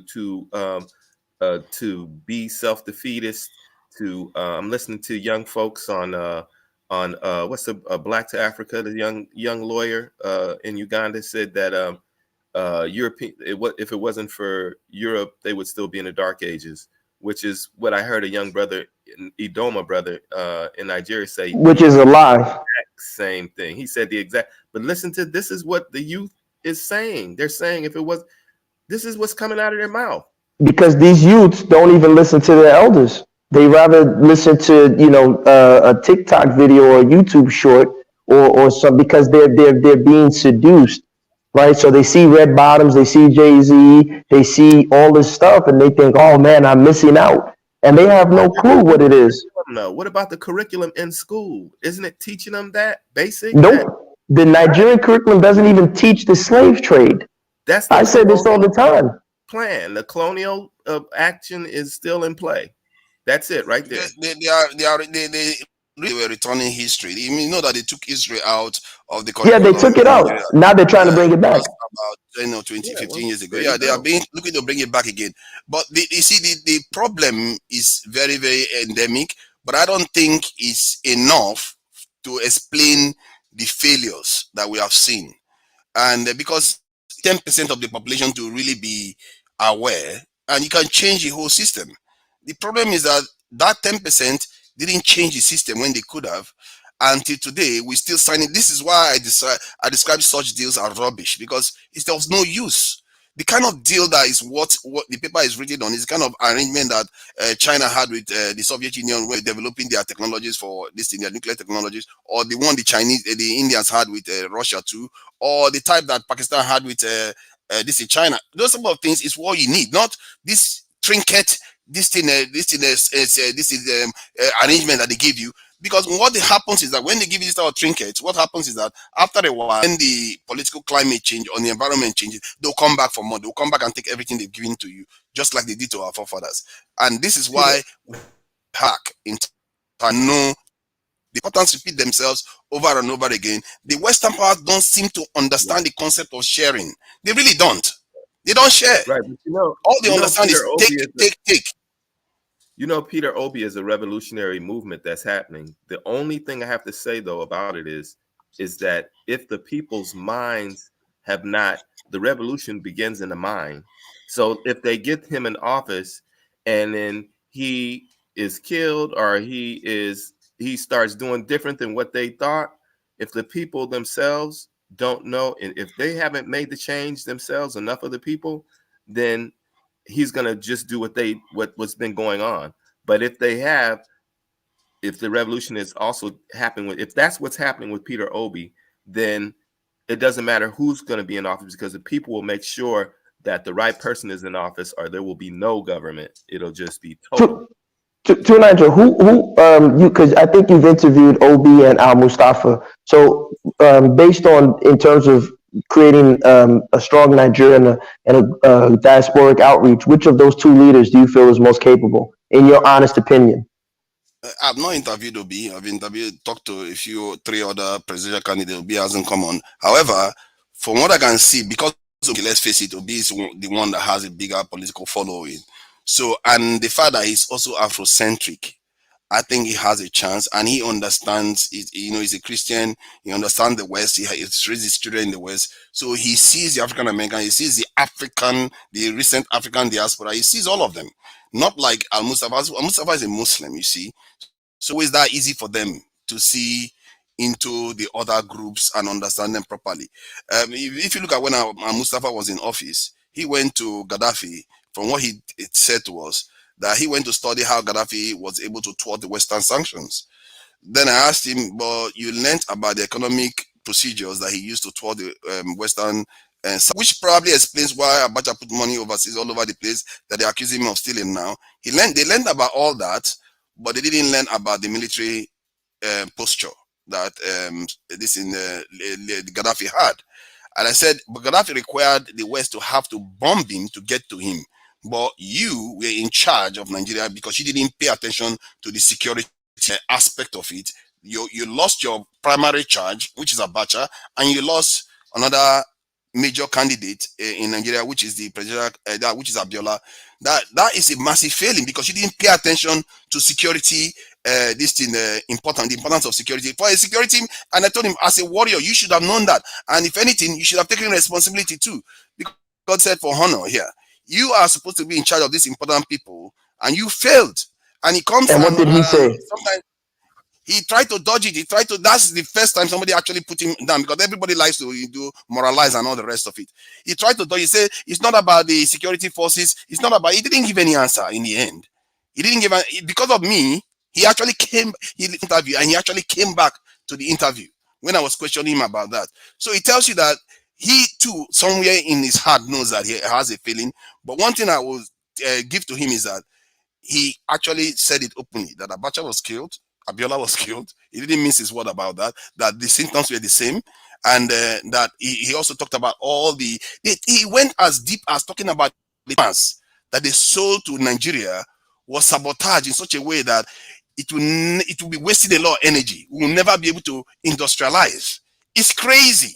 The system that I put in place to control the continent, you guys don't know how deep it runs. And he is one of those people that has been in the middle of it. And some of the things he is revealing is all over the place. I really wish some people take their time to watch it. So you see the mess. Which channel was it on? Was it on your channel?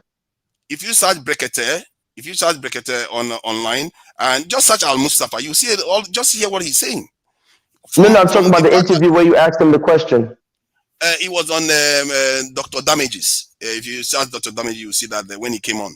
So okay, you see, it's not only me that is saying some of the people at the top are saying these sort of things too.